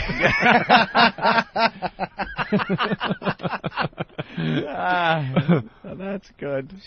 There's the one line. That's all they have? Yeah, isn't there supposed to be another line? Jimmy was talking about. Yeah, there's one. 2 more to go here. All right. Someone is telling us we should watch Maury, so I was just taking a peek, see if we're missing anything. Mom, you need to know my sister and I are prostitutes on today's Maury. Fantastic. All right. Hope they have contact numbers. So many mothers today are just not involved in their children's lives. Not a problem with Barbara Bush. People often wonder what my mother-in-law is really like. People think she's a sweet, grandmotherly Aunt Bee type. She's actually more like Don Corleone. That's not a joke. Cedric, am I doing all right? Cedric the Entertainer. She was feeling good, huh? Yeah. Look how he massacred the Middle East.